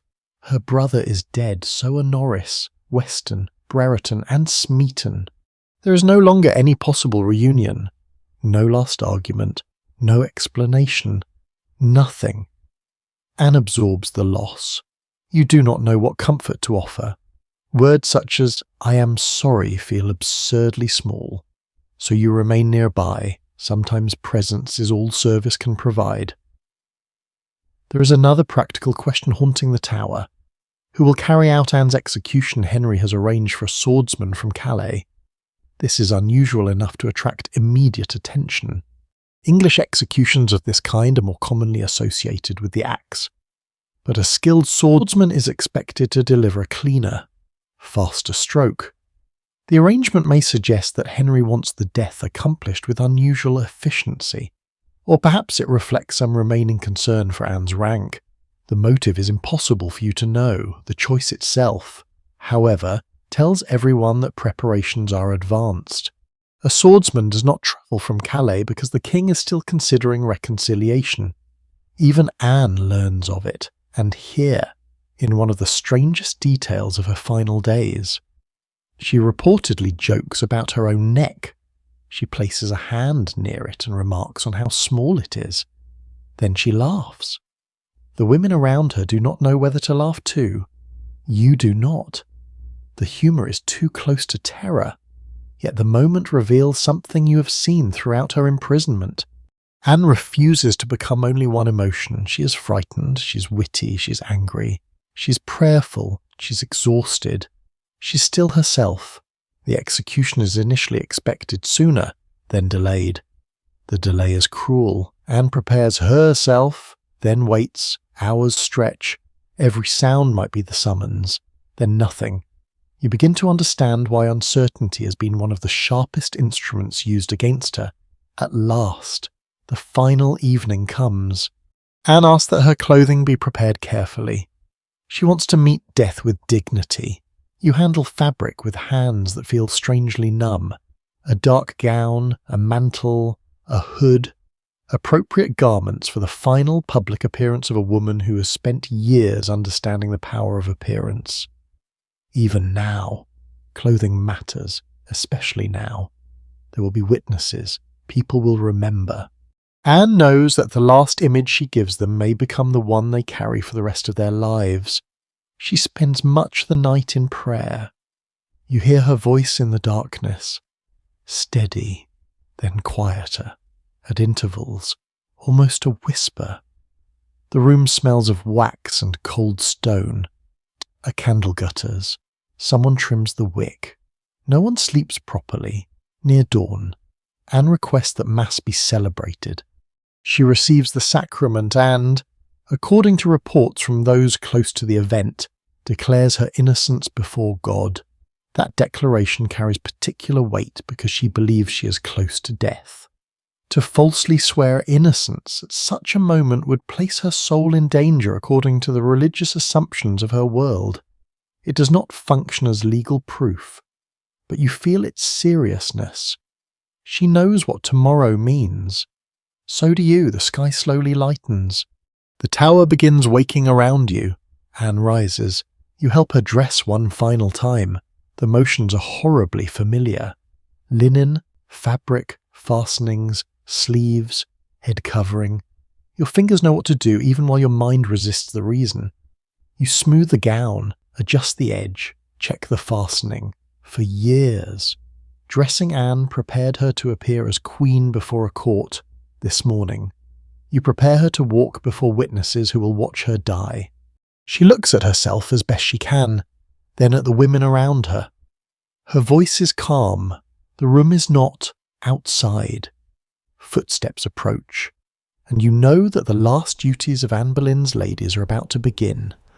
The footsteps stop outside the door. For several seconds, nobody moves, then the summons comes. Anne is ready. You stand close enough to see the final details of her clothing. The carefully arranged fabric, the controlled posture. The face that has changed so much since those mornings when you helped prepare her for court. She's still only 30-something, still young enough that this ending feels impossible. Yet the tower has compressed years into days. She looks toward the women attending her.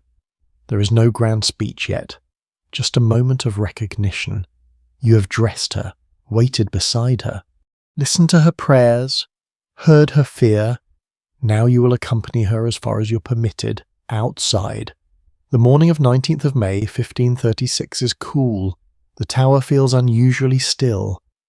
Anne walks toward the scaffold erected within the fortress. Not at the public execution ground on Tower Hill where many high-ranking male prisoners die, but inside the tower itself. That distinction provides some privacy. Not much. Officials are present, guards, witnesses, representatives of government.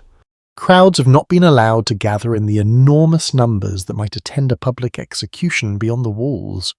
Yet news of what is happening has spread through London, somewhere outside.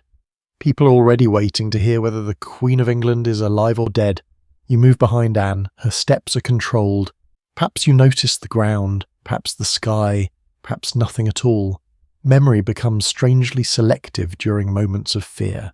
You may later remember the sound of shoes on timber more clearly than any spoken sentence.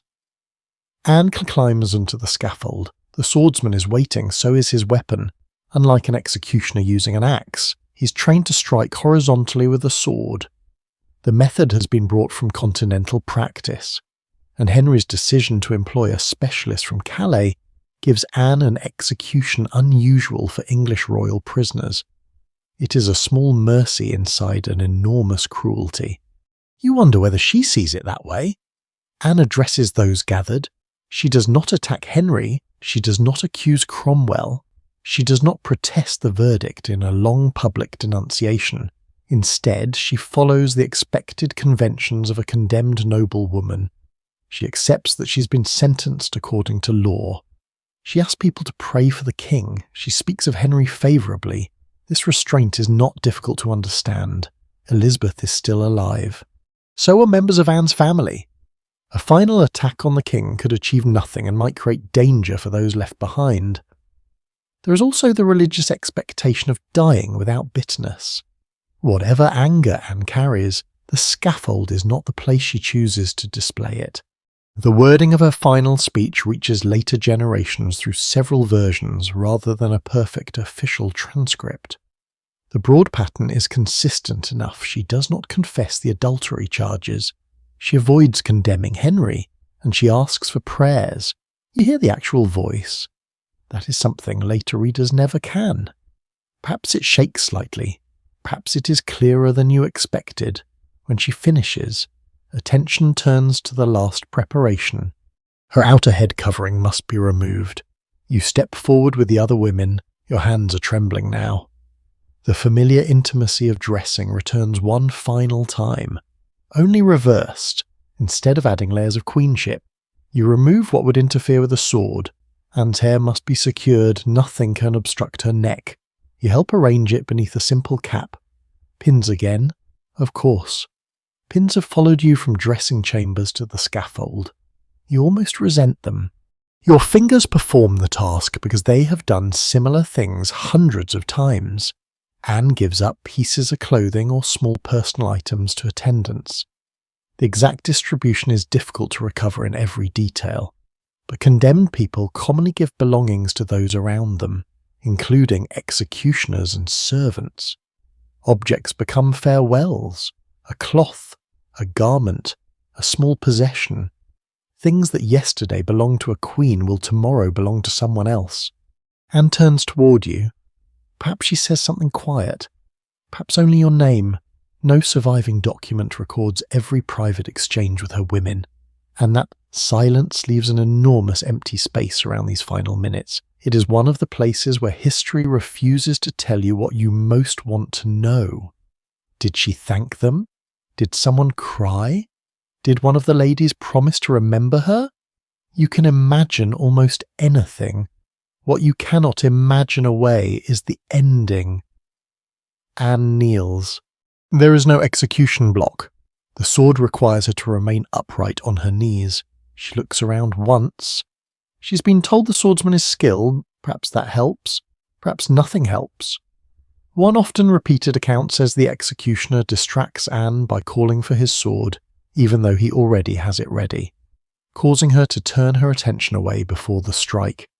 It is the kind of detail that has survived because it feels almost cinematic. Whether every movement occurred exactly as later descriptions present it cannot be demonstrated with perfect certainty. What is certain is that the execution is swift. You hear the sound, then silence. For one instant, the entire tower seems to stop. Anne Boleyn is dead. You do not scream, at least you do not think you do. The women move forward. Now comes the last duty. There is no elaborate royal funeral waiting, no magnificent tomb prepared inside Westminster Abbey, no ceremonial procession through streets covered in black cloth. The government wanted Anne removed quickly, and death does not restore the dignity stripped from her in the preceding weeks. Her body is wrapped. A container must be found. One persistent tradition says an old arrow chest was used because no proper coffin had been prepared. The story appears repeatedly in later accounts and may reflect the hurried nature of the burial, though the precise object used is not documented as securely as popular retellings sometimes imply. What matters is the indignity of haste. Only weeks ago, people competed to stand close to her. Now arrangements for burial seem almost improvised. She's taken to the Chapel Royal of St. Peter ad Vincula within the tower. There, beneath the floor, Anne is buried near others who have fallen under royal justice. Her brother George is already among the dead. Soon the place will contain more names familiar to anyone who studies the violence of Tudor politics. There is no monument worthy of a crowned queen, no grand effigy, no immediate attempt to preserve her memory. The intention seems closer to disappearance. But people are difficult to erase. You leave the chapel knowing things that cannot be placed beneath stone. You remember the sound of her laughter before everything changed. You remember mornings when she complained about clothing. You remember prayers, the smell of her rooms, the way she watched Henry, the way Henry once watched her. You remember cards scattered across a table and music continuing while danger moved quietly through the court. Those memories now belong to survivors, and surviving creates its own problems. What happens to you? The Queen's household no longer exists. Positions connected specifically to Anne disappear immediately. Servants must seek other employment, return to family homes, attach themselves to new households, or rely upon relatives to arrange their futures. Your court career does not necessarily end. That depends on who you are, whom you know, and how carefully you behaved during the collapse. The wisest strategy is obvious. Say very little. Anne has been legally condemned. Henry remains king. Jane Seymour is waiting nearby. Openly mourning the former queen too dramatically would be foolish. So you learn yet another version of silence at court. Grief must also understand politics. Within a day of Anne's death, Henry's path towards Jane becomes unmistakable. On 20th of May, Henry and Jane are formally betrothed. They marry on 30th May 1536. The speed is breathtaking. You have barely absorbed one queen's burial before another woman is preparing to occupy the place beside the king. Jane's household begins forming. Courtiers reposition themselves, the Seymours rise. Life continues. It always does. That may be the strangest thing you witness. The kitchens still cook. Musicians still play. Petitions still arrive. Henry still hunts. Clothing still needs mending. Some servant somewhere is still worrying about missing spoons. The death of a queen does not stop the machinery. It simply changes whose initials appear on this machinery. Jane will eventually give Henry what Anne could not. In October 1537, she bears Prince Edward, the long-desired legitimate son. She dies shortly after childbirth. Henry will remember Jane with particular affection, and she will eventually be buried beside him at Windsor. Anne receives no such royal rehabilitation during his lifetime. Her daughter, however, remains. Elizabeth grows up in a dangerous world where her status repeatedly shifts. Few people standing in the Tower in May 1536 could confidently predict that this motherless child would one day become Elizabeth I and rule England for more than 4 decades. That future transforms Anne's memory. The discarded queen becomes the mother of one of England's most famous monarchs. But you do not know that yet. You only know that Elizabeth is a little girl whose mother is gone. Years pass. Perhaps you marry. Perhaps you leave court. Perhaps you remain within aristocratic service. And when people ask about Anne, you choose your answers carefully under Henry. Caution is obvious.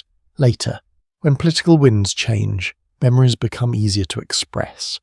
Stories begin accumulating around Anne almost immediately. Some make her monstrous. Others make her a Protestant heroine. Some describe deformities or supernatural signs that lack credible contemporary support. Others polish away every difficult aspect of her personality. The woman you knew disappears beneath versions of Anne created by people who need her to represent something. Whore, martyr, schemer, victim, reformer, temptress, mother of Elizabeth. Very few labels resemble the complicated person you served. You remember someone more inconveniently human, a queen who could be sharp with attendants and generous towards scholars, a woman who enjoyed music, a woman who understood clothing as power, a woman capable of dangerous jokes, a mother anxious about her daughter, a wife trapped inside a king's demand for a son.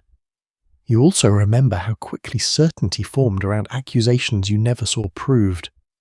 Perhaps that troubles you most. You watched normal courtly behaviour become suspicious after the political atmosphere changed.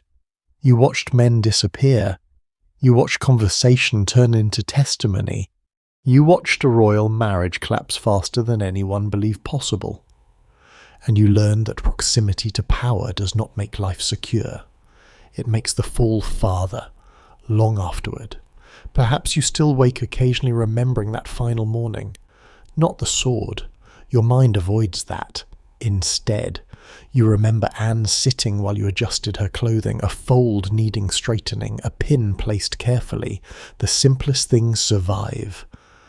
And now the palace corridors begin to fade. The voices soften. The footsteps that once hurried around Anne's chambers become distant, as though they belong to another building, another century. You no longer need to watch every doorway. You no longer need to measure each smile or wonder whether someone is listening behind the curtain. The candles burn lower. The velvet gowns lose their colour in the darkness. The cards are packed away. The lute strings are still. Even the tower, with all its heavy stone and locked doors, recedes into the quiet behind you. Anne's story remains there. But you do not have to carry its tension any farther tonight. You can leave the cold galleries, leave the whispered accusations. Leave the careful bows and the endless calculation of who stands nearest the king. Imagine instead the river beyond the palace after midnight, dark and smooth beneath a quiet sky. The current moves slowly. It carries reflected lights downstream until each little shimmer stretches, breaks, and disappears. 500 years have passed. The rooms have changed. The people are gone. Their arguments are finished. No one is waiting for you to fasten another sleeve. No messenger is approaching. No door is about to open. You have done enough. The lady in waiting you imagined yourself becoming can finally step away from the Queen's chamber, cross the silent corridor, and leave history sleeping behind thick walls. The last candle grows small, then smaller. The flame settles into a soft golden point. Your breathing can slow with it. The palace fades, the river fades, and somewhere far beyond the reach of kings, accusations, ambition, and memory, the night becomes completely still. Rest now. Nothing more is required of you.